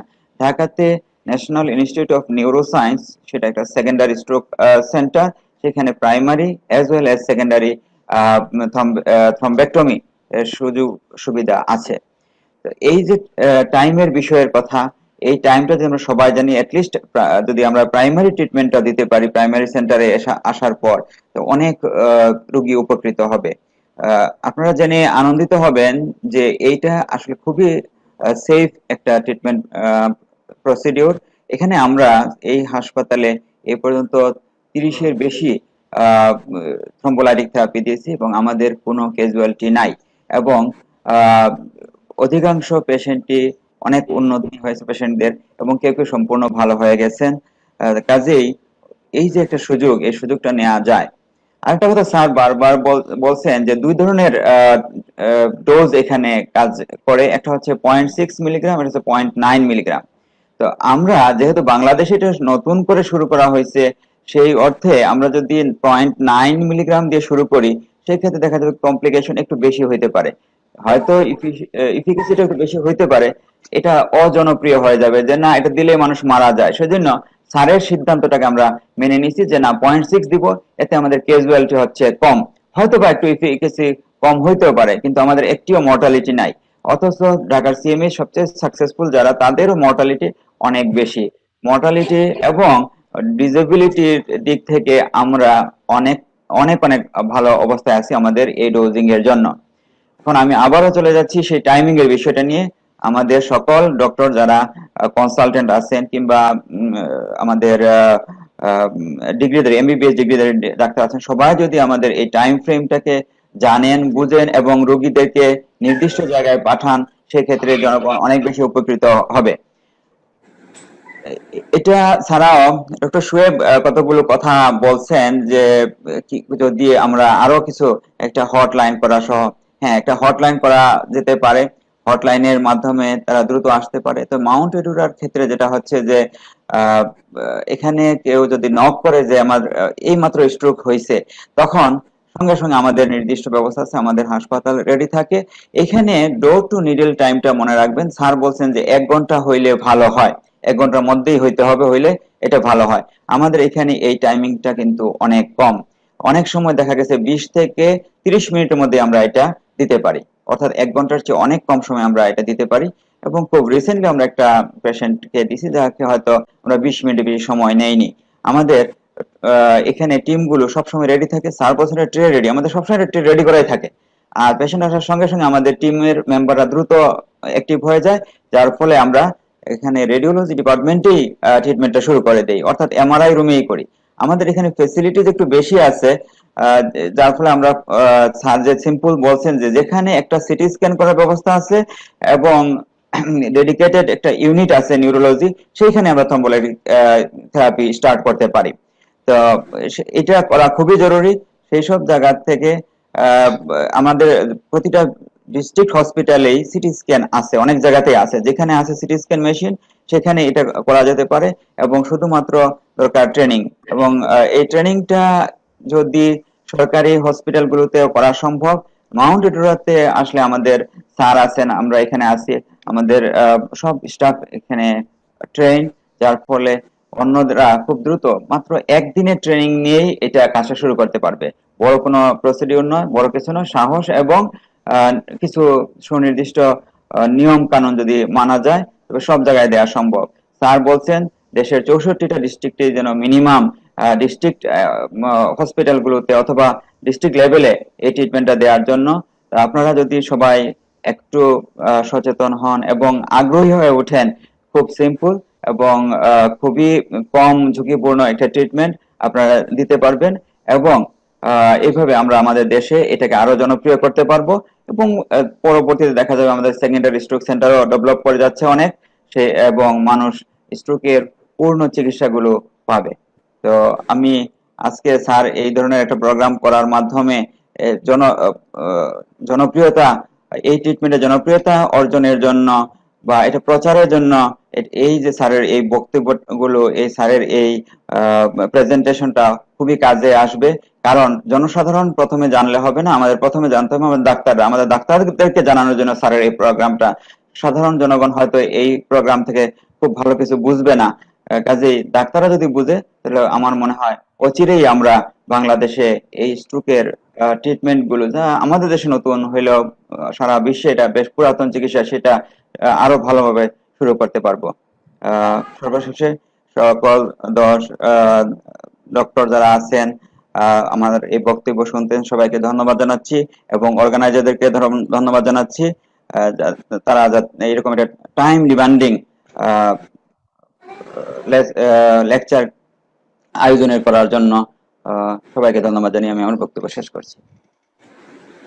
স্যার আমার একটা ছিল, এখানে যে সিটি স্ক্যান করা হয় স্যার, এটা কি হ্যামোরেজ এক্সক্লুড করার জন্য? এই এত কম সময়ে যথেষ্ট যথেষ্ট। হেমোরেজ এক্সক্লুড করলেই আপনি ক্লিনিক্যালি স্ট্রোক, আপনি কনফিডেন্ট এবং সিটি স্ক্যানে হেমোরেজ নাই। স্যার আর যাদের স্যার টাইম জানতে পারতেছি না তাদের জন্য কি স্যার আগে যদি টাইম জানতে না পারেন তাহলে আপনি দেন, টাইম জানতে না পারলে আরটিপিএ দেন না, কারণ এটার জন্য আরো একটু টেকনিক দরকার, এমআরআই দরকার, ডিডব্লিউআই, ফ্লেয়ার, এটা মিসম্যাচ দরকার। সুতরাং এক্স্যাক্টলি টাইম যদি জানা না যায় তাহলে আপনি আরটিপিএ তে যাওয়া ঠিক হবে না। স্যার আপনি আরেকটা বলছেন কন্ট্রাইন্ডিকেশন, পরে আবার দেখছেন যে এটা relative contraindication. Sir diabetes, coagulopathy এবং এইজ বলছেন স্যার, আবার এগুলা পরবর্তীতে দেখা গেছে স্লাইডগুলো দিয়ে এটা আবার রিলেটিভ। এটা দেখছেন না, একটা হলো ক্লাস 1 রিকমেন্ডেশন আর একটা হলো ক্লাস 2। হ্যাঁ, ক্লাস 1 হলো যে একেবারে ক্লিন কাট, ক্লাস 2 একটু দুর্বল হলো না।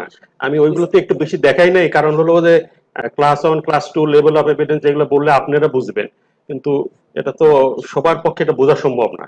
ইচ্ছা করে আমি ওই জিনিসগুলো ওমিট করে দিয়ে একটু সহজ করে ফেলছি। মানে ডায়াবেটিস যাদের তাদেরকেও স্যার এডিপ্লেস দেওয়া যাবে স্যার, বয়স ফ্যাক্টর না স্যার? হ্যাঁ, ডায়াবেটিস থাকলে দেওয়া যাবে।